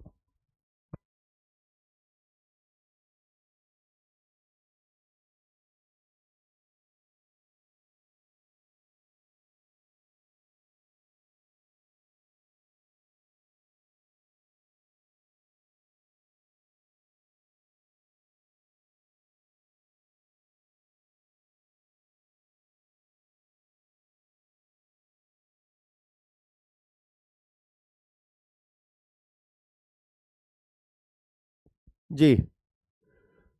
बात करते हैं भाई technology in and for education. Means education में टेक्नोलॉजी और एजुकेशन के लिए टेक्नोलॉजी, है ना, इन दोनों के बारे में हमें जानना है। Concept of ET. ईटी क्या होता है भाई? एजुकेशन टेक्नोलॉजी होता क्या है ना, एज ए डिसिप्लिन। अब इसमें हम देखेंगे भाई तीन चीज़ों को, किसको? आईटी, सीटी और आईसीटी को। ठीक है जी। आईटी मीन्स इंफॉर्मेशन टेक्नोलॉजी, सीटी मीन्स कम्युनिकेशन टेक्नोलॉजी, और आईसीटी मीन्स दोनों को मिला दो। ठीक है, इसके बारे में आएगा। ठीक है। उसके बाद में इंस्ट्रक्शनल टेक्नोलॉजी, वही शिक्षा में टेक्नोलॉजी। ठीक है। एप्लीकेशंस ऑफ ईटी इन, कहाँ कहाँ पे? जो तीन टाइप होते हैं हमारे एजुकेशन के, तीन में तो नहीं, हाँ, formal education, non formal education, ठीक है, इनफॉर्मल एजुकेशन, और एक और जोड़ लो किसमें? इंक्लूसिव एजुकेशन में, समावेशी शिक्षा में। कैसे हम भाई टेक्नोलॉजी को जोड़ सकते हैं, कनेक्ट कर सकते हैं, अप्लाई कर सकते हैं। Then overview of behaviourist, cognitive and constructivist theories and their implication to instructional design। ठीक है। अब इसमें हमें किस किस को पढ़ना है ये भी बता रहा है। स्किनर को पढ़ लेना, पियाजे को पढ़ लेना, ओजबल को पढ़ना है, ब्रूनर को, और वाइगोत्स्की को। ठीक है। किस में? इसके अंदर। ठीक है, इंस्ट्रक्शनल डिजाइन के अंदर। Relationship between learning theories and instructional strategies. ठीक है जी। मैं जो हमारे थ्योरीज ऑफ लर्निंग है, वो जो इंस्ट्रक्शनल स्ट्रेटजीज, उनमें क्या अंतर है? For large and small groups, formal, non formal, बड़े ग्रुप्स के लिए, छोटे ग्रुप्स के लिए, वही कह रहा है। Then we have system approach to instructional design. ठीक है। मॉडल्स ऑफ डेवलपमेंट, देखो ये इंपॉर्टेंट है, इसके ऊपर प्रश्न बनता है। Models of development of instructional design, कौन से मॉडल हैं? एक तो भाई अपना एडी मॉडल, एश्योर मॉडल। हमारी जो क्लास होती है शाम को 7 बजे होती है वाईटी पे, है ना, तो मैं प्रीवियस ईयर क्वेश्चन अभी करा रहा था, तो कल ही मैंने इसके बारे में मॉडल से रिलेटेड क्वेश्चन किया कि भाई कब कौन सा मॉडल कब आया, क्रोनोलॉजिकली लगाना था उसको, है ना। Dick and Carey model, and we have Mason's model. ठीक है, ये हमें सारे मॉडल्स के बारे में जानना है। देन गैगनेज 9 इवेंट्स, जब हम पढ़ाते हैं तो कौन से 9 इवेंट होते हैं, है ना। प्री टीचिंग, है ना, in teaching and post teaching, है ना, ये तीनों के बारे में ही जो इन्होंने दिए हुए हैं। उसके बाद में 5 E's, रोजर बाई भी, ठीक है, ऑफ कंस्ट्रक्टिविज्म, इसके बारे में जानना है। Then we have 9 elements of constructivist instructional design. ठीक है। कंस्ट्रक्टिविस्ट इस मतलब कंस्ट्रक्शन समझते हो ना, बनाना, निर्माण करना। उस इंस्ट्रक्शनल डिजाइन के जो 9 एलिमेंट्स हैं उनके बारे में है। Application of computers in education, computer का कैसे प्रयोग करेंगे, इसके अंदर हमें पढ़ना भाई CAI, CAL, CBT, CML, है ना, concept of process of ODLM। मतलब अगर आपको इनकी फुल फॉर्म पता है ना, आपको इनके बारे में सब पता है, आप प्रश्न इजीली कर पाओगे। कंसेप्ट ऑफ ई लर्निंग, है ना, ई लर्निंग क्या है? इलेक्ट्रॉनिक लर्निंग जिसको हम बोलते हैं। अप्रोचेज टू ई लर्निंग, कैसे कैसे हम भाई ई लर्निंग करते हैं, कौन सी अप्रोचेज है? Offline, online, synchronous, asynchronous, blended, और मोबाइल लर्निंग। ये कुछ एक अप्रोचेज है भाई ई लर्निंग की, जिनके बारे में हमें पढ़ना है। Then section C is about emerging trends in E learning. भाई आजकल जो ई लर्निंग है उसमें कौन से एमर्जिंग ट्रेंड्स हैं। ठीक है।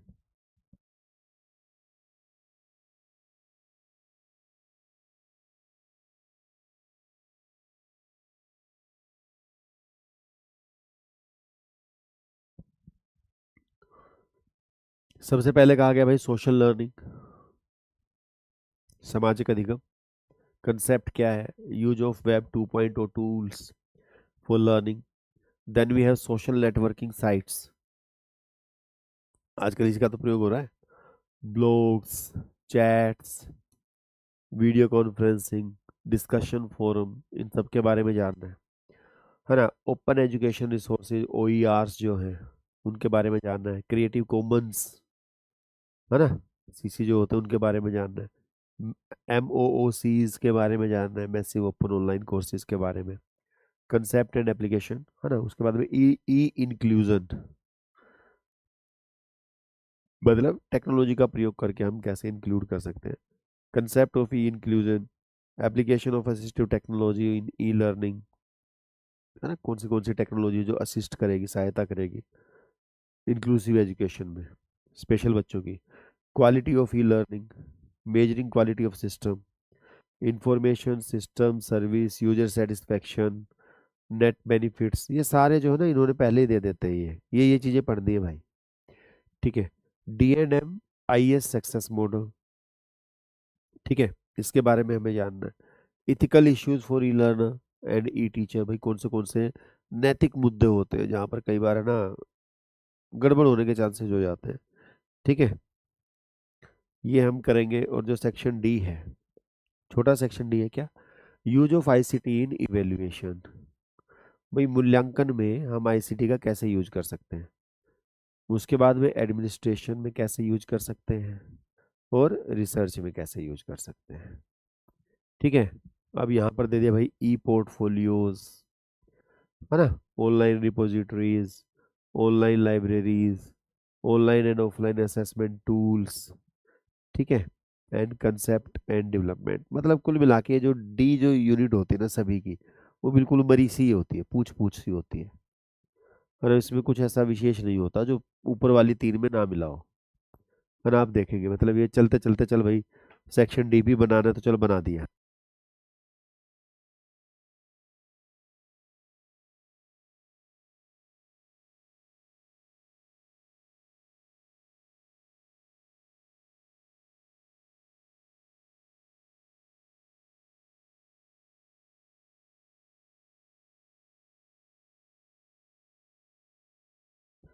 जी, ठीक है। अब देखिए हमारी जो सेकंड लास्ट यूनिट है वो है यूनिट 9। और भाई आपको लग रहा होगा कि क्लास लंबी हो रही है ना। कारण ये है कि मैं चाह रहा हूँ कि एक बार है ना डिटेल में चीज़ों को समझ लेंगे ना, तो फिर आगे हमें एक रास्ता मिल जाएगा, एक बना बनाया रास्ता मिल जाएगा कि भाई यहीं पे इसी से चलना है ना। स्टार्टिंग में अगर हम थोड़ा सा परिश्रम कर लेते हैं ना तो फिर बाद में हमारे लिए चीज़ें आसान हो जाती हैं। स्टार्टिंग में यदि हम थोड़ा इजी हो जाते हैं फिर बाद में मुश्किलें भारी हो जाती हैं। ये तो पता ही है आपको, जीवन में सारी चीज़ें ऐसे ही चलती हैं, है ना। सुबह सुबह उठ के थोड़ा परिश्रम कर लो, सारा दिन बढ़िया जाएगा। नहीं, सुबह देर तक सोते रहो, बस सारा दिन भारी भारी रहेगा। तो वही हर जगह काम करती है। Early bird catches the moth, ठीक है। चलिए, एजुकेशनल मैनेजमेंट, इसमें तीन चीजें भाई, मैनेजमेंट है, एडमिनिस्ट्रेशन है और लीडरशिप है। किससे संबंधित, एजुकेशन से, ठीक है। मीन्स यहाँ पर हम मैनेजमेंट को भी जानेंगे। हर एजुकेशनल मैनेजमेंट एंड एडमिनिस्ट्रेशन क्या है, मीनिंग क्या है, प्रिंसिपल क्या है, फंक्शंस क्या है और इम्पोर्टेंस क्या है। Then we have institutional building, भाई कोई भी हमें संस्था है जो उसका निर्माण करना है कैसे करेंगे। अब हम मैनेजमेंट को समझ रहे हैं, क्योंकि आपको पता है ना कि भाई M.Ed करने के बाद में व्यक्ति जो है वो स्कूल में प्रिंसिपल भी बनता है ना। तो भाई हमें इस चीज़ के बारे में पता होना चाहिए, मैनेजमेंट के बारे में, एडमिनिस्ट्रेशन के बारे में, लीडरशिप के बारे में, ठीक है। और वैसे भी टीचर तो होता ही लीडर है ना। तो यहाँ पर क्या है भाई, POSD CORB, CPM, PCM कह रहा हूँ मैं भी, PERT, management as a system, SWOT analysis, SWOT analysis भी बोलते हैं, टेलरिज्म, ठीक है, administration as a process, administration as a bureaucracy, है ना, human relations approach to administration, ये बढ़िया मानी जाती है human relation approach, organisational compliance, organisational development, organisational climate, means आप एक ऑर्गेनाइजेशन डेवलप करना चाह रहे हो, ठीक है, तो वहाँ पर आपको क्या क्या चीज़ें चाहिएगी, है ना। वातावरण अच्छा होना चाहिए, वो क्लाइमेट समझ रहे हो ना, वो नहीं, वैसा एक है ना, कल्चर जो हो एक हेल्दी होना चाहिए, वो सारी चीज़ें यहाँ पर जाननी है। अब ये आ जाता है किससे संबंधित, लीडरशिप से, नेतृत्व से। लीडरशिप इन एजुकेशनल एडमिनिस्ट्रेशन, है ना, इसका मीनिंग क्या है और इसका नेचर क्या है, किसका, लीडरशिप का अर्थ क्या है और उसकी प्रकृति क्या है। Then we have approaches to leadership. कौन सी अप्रोच है, ट्रेट अप्रोच है, होता ही लीडर है भाई, लीडर लीडर होता है, जन्म से होता है ना, ऐसी बातें आती हैं। ट्रांसफॉर्मेशनल, ट्रांजैक्शनल, है ना, value based, cultural, psychodynamic and charismatic, करिश्माई, है ना। कुछ लीडर करिश्माई होते हैं, लोग देखते हैं अपने आप पीछे पीछे चल पड़ते हैं, समझ रहे हो। तो वो मॉडल्स ऑफ लीडरशिप, कौन से मॉडल्स हैं, Blake and Mouton's managerial grid, ठीक है, बड़ी अच्छी है ये, मतलब काम की चीजें हैं, जानने को मिलेगा। उसके बाद में Fiedler's contingency model, tri dimensional model, Hersey and Blanchard's model, और एक है आपका लीडर मेंबर एक्सचेंज थियोरी। ठीक है, तो ये कुछ एक मॉडल्स हैं हमारे जिनके बारे में हमें जानना है लीडरशिप के बारे में। देन उसके बाद में हमारा section C is about concept of quality and quality in education, है ना। पहली बात तो भाई क्वालिटी क्या होती है, गुणवत्ता क्या होती है, और दूसरी बात गुणवत्ता शिक्षा में, मतलब शिक्षा में गुणवत्ता क्या कहेंगे, है ना, इंडियन एंड इंटरनेशनल पर्सपेक्टिव से हमें जानना है। Then we have evolution of quality, ठीक है, मीन्स गुणवत्ता का इवोल्यूशन कैसे हुआ, विकास कैसे हुआ, inspection, quality control, quality assurance, ये स्टेप्स बता रहे हैं, और टोटल क्वालिटी मैनेजमेंट, TQM, अपने आप ही बता रहे हैं ये कि भाई क्या क्या स्टेप्स होंगे। Then we have six sigma, ठीक है, सिक्स सिग्मा के कितने स्टेप्स होते हैं, 5 स्टेप होते हैं, बोलते सिक्स सिग्मा है, ठीक है, क्योंकि 6 नंबर तक जाता है ये। क्वालिटी गुरुज, अब 3 क्वालिटी गुरुज को जानना है, वॉल्टर शेवार्ट को जानना है, एडवर्ड डेमिंग को जानना है, और CK प्रहलाद को जानना है। प्रहलाद है, इन्होंने नाम की स्पेलिंग गलत लिख रखी है, कभी कहो कि प्रहलाद को मैं प्रहलाद पढ़ रहा हूँ, प्रहलाद ही है, मैंने कह रहा हूँ ना, कुछ सिली मिस्टेक्स हैं, ये स्पेलिंग मिस्टेक है यहाँ पे। चेंज मैनेजमेंट, चेंज मैनेजमेंट में क्या है भाई, मीनिंग क्या है चेंज मैनेजमेंट का, नीड क्या है ना, and 3 steps model of change. कौन से 3 स्टेप्स, अनफ्रीजिंग, मूविंग और रीफ्रीजिंग, मीन्स पहले अनफ्रीज करो, फिर काम को करो, और फिर रीफ्रीज कर दो।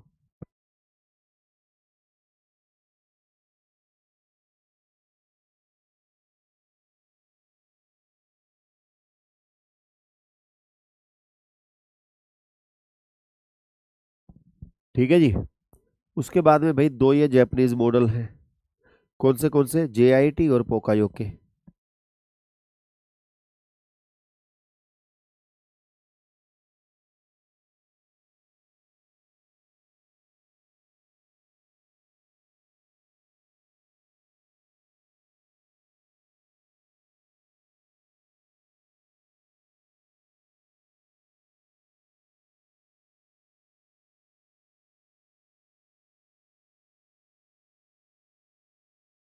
दो भाई जापानीज मॉडल्स हैं चेंज के, कौन सा, एक है JIT जस्ट इन टाइम, और एक है पोकायोके, ठीक है। उसके बाद में कॉस्ट ऑफ क्वालिटी, क्या भाई, अप्रेजल कॉस्ट होती है, फेलियर कॉस्ट होती है, एंड प्रिवेंटेबल कॉस्ट होती है भाई, इनको डिटेल में पढ़ेंगे, अभी बताने का कोई बेनिफिट नहीं है, ठीक है। देन वी हैव CBA और CEA, जो कि हमने पहले जो दूसरी यूनिट थी ना इकोनॉमिक्स में, उसमें हमने इसके बारे में जाना था, यहाँ पर भी दिया है, cost benefit analysis and cost effective analysis, ठीक है। Then we have Indian and international quality assurance agencies, कौन सी एजेंसीज के बारे में हमें जानना है, ऑब्जेक्टिव्स, फंक्शंस, रोल्स, जो भी है। एजेंसी है भाई, हमें जानना NAC के बारे में, QCI के बारे में, और INQAAHE के बारे में, है ना, जो कि इंटरनेशनल है, ठीक है। बाकी दोनों पहले क्या थी, इंडियन थी, ठीक है जी। तो ये हुई भाई हमारी unit 9 and the last unit is about inclusive education, समावेशी शिक्षा। ठीक है जी, समावेशी शिक्षा नाम से ही दिखता है भाई, समावेशन करना, सभी प्रकार के बच्चों को पढ़ाना।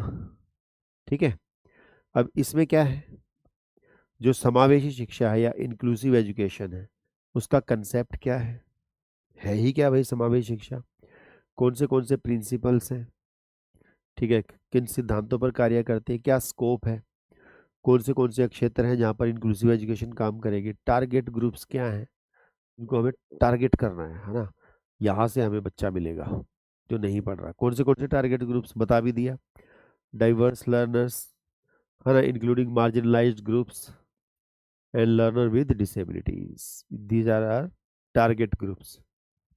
उसके बाद evolution of philosophy of inclusive education, जो इंक्लूसिव एजुकेशन की फिलोसफी है उसका कैसे विकास हुआ उसकी बात करेंगे।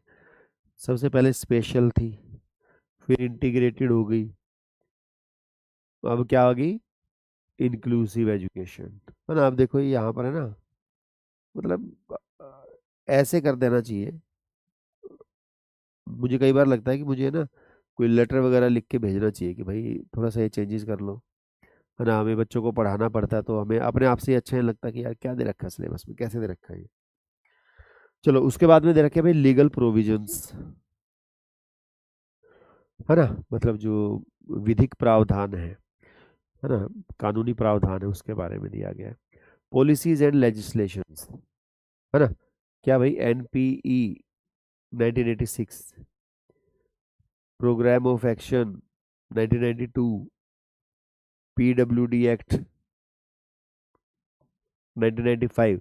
अब यहाँ पर देखो, अच्छा हाँ दे रखा है इसमें, ये नहीं दे रखा, ठीक है, एनपीडी 2006, ठीक है, उसके बाद एनसीएफ 2005। मीन्स ये सारे क्या कह रहे हैं इंक्लूसिव एजुकेशन के बारे में, हमें इनके बारे में जानना है ना। Then we have concession and facilities to diverse learners, क्या क्या है, ठीक है, एकेडमिक एंड फाइनेंशियल दोनों तरीके से। आरसीआई के बारे में बताना है भाई 1992, इंक्लूसिव एजुकेशन अंडर सर्व शिक्षा अभियान एसएसए के अंदर बताना है। Features of UNCRPD means United Nations convention on the rights of the persons with disabilities, ठीक है। और यहीं पर हम जो है पढ़ेंगे किसके बारे में, आरपीडब्ल्यूडी के बारे में भी, आरपीडब्ल्यूडी 2016, ठीक है जी 2016, इसके बारे में भी हमें पढ़ना है। हालांकि दिया नहीं है, अगेन याद दिला दूं, 2012 के बाद में ये अपडेटेड है ही नहीं, है ना। 2012 के बाद का आपको इसमें कुछ नहीं दिखाई देगा, ठीक है, लेकिन हमें पढ़ना है, प्रश्न बनते हैं। Then we have concept of impairment, impairment क्या होती है, हानि क्या होती है, डिसेबिलिटी क्या होती है, ठीक है, और हैंडीकैप क्या होता है, ठीक है। अगर हम कहें तो भाई हानि, अक्षमता और दिव्यांगता क्या कुछ होती है उसके बारे में जानना है। Classification of disabilities based on ICF model, ठीक है जी, आईसीएफ मॉडल के ऊपर जो क्लासिफिकेशन है, ठीक है, उसके बारे में जानना है। Readiness of school and models of inclusion, है ना, prevalence types characteristics of educational needs of diverse learners, वही सारी बातें घूम घूम के वही आ रही है सारी, है ना। इंटेलेक्चुअल, मानसिक रूप से समस्या है, फिजिकल रूप से है, मल्टीपल डिसेबिलिटीज है ना। Then we have causes and prevention of disabilities, भाई क्या कुछ कारण है और कैसे उसको हम प्रिवेंट कर सकते हैं, उससे कैसे बचाव कर सकते हैं। आइडेंटिफिकेशन ऑफ डाइवर्स लर्नर्स और इंक्लूजन, वही इंक्लूजन के लिए हम डाइवर्स लर्नर्स का आइडेंटिफिकेशन कैसे करेंगे। एजुकेशनल इवेल्युएशन मेथड्स, कौन से मेथड्स हैं जैसे इवेल्युएट कर पाएंगे, टेक्निक्स एंड टूल्स, उन सब के बारे में जानना है।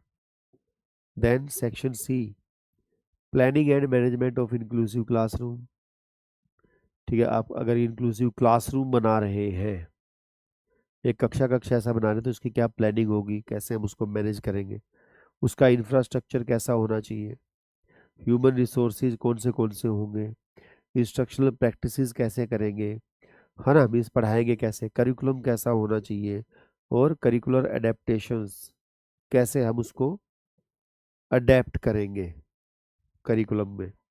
ठीक है। Assistive and adaptive technology for diverse learners. ठीक है, मीन्स कौन सी टेक्नोलॉजी का हम प्रयोग करेंगे, हालांकि इसका जिक्र 8th में यूनिट में भी आया था।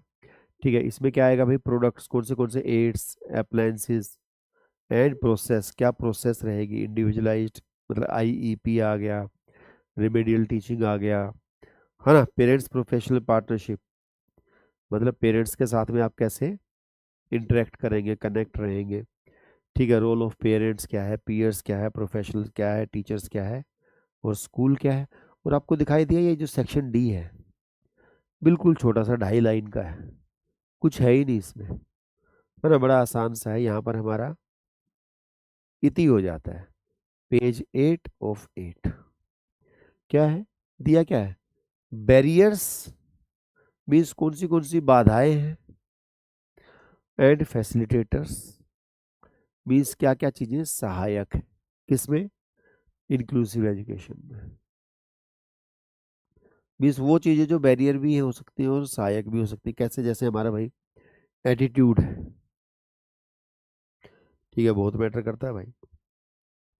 Social and educational, then we have current status and ethical issues of inclusive education in India. ठीक है, अभी क्या स्टेटस है और क्या क्या भाई इश्यूज है हमारे साथ में, क्या क्या मुद्दे हैं, इथिकल मीन्स नैतिक मुद्दे क्या क्या हैं, and then research trends in inclusive education in India, कि भाई भारत में जो रिसर्च ट्रेंड्स हैं, है ना, मतलब किस प्रकार की रिसर्च हो रही है इंक्लूसिव एजुकेशन से रिलेटेड, उस सब के बारे में हमें जानना है। तो भाई ये जो था हमारा सिलेबस, ये देखने में बहुत वास्ट लगा होगा आपको, 8 पेजेस का लगा होगा। मैंने भी कोशिश की कि इसको थोड़ा डिटेल में समझाने का प्रयास करूं, ताकि आपको पहले से ही एक दिमाग में रहे कि अच्छा ये भी पढ़ना है, ये करना है, ये करना है, ये करना है, ये करना है। और इसका अर्थ ये बिल्कुल नहीं था कि आपको इस सिलेबस से डराना था, बल्कि डर को निकालना था कि कुछ नहीं है इसमें, है ना। पहली बात तो ये समझ लो भाई, यदि आप इससे डरोगे, जितना आप इससे डरोगे उतना बड़ा हो जाएगा, जितना आप ये सोचोगे अरे कुछ है ही नहीं है, तो उतना ही छोटा हो जाता है ना। तो इस चीज़ को आपको समझना है और अच्छे से इसको जो है तैयार करना है, बढ़िया से हम पढ़ेंगे। ठीक है, दिसंबर 2026 में जो हमारा एग्ज़ाम है, उसके पॉइंट ऑफ व्यू से हम जो तैयारी करेंगे बढ़िया तरीके से, हम इजीली, हम जैसे मैंने कहा कि भाई लगभग 300 आवर्स में हम इसको बड़े अच्छे से विद क्वेश्चंस, विद सभी कंसेप्ट्स, ठीक है, इसको हम बढ़िया तरीके से कर पाएंगे। ओके, तो चलिए भाई, आज की कक्षा को रखेंगे हम यहीं तक। होपफुली आपने सिलेबस को अच्छे से देखा होगा, समझने का प्रयास किया होगा। काफ़ी सारी, मैं मेरा ये मानना है कि बहुत सारी चीज़ें ऐसी होंगी जिनके बारे में आपको कॉन्सेप्ट्स का ऑलरेडी पता है। ठीक है, जिनका नहीं पता है उनको समझेंगे एक दूसरे के साथ मिलकर, है ना, कक्षा के अंदर। तो चलिए मिलेंगे अगली कक्षा में, अभी कल हम सुबह ठीक 8 बजे। तब तक के लिए thank you so much, have a nice day and bye.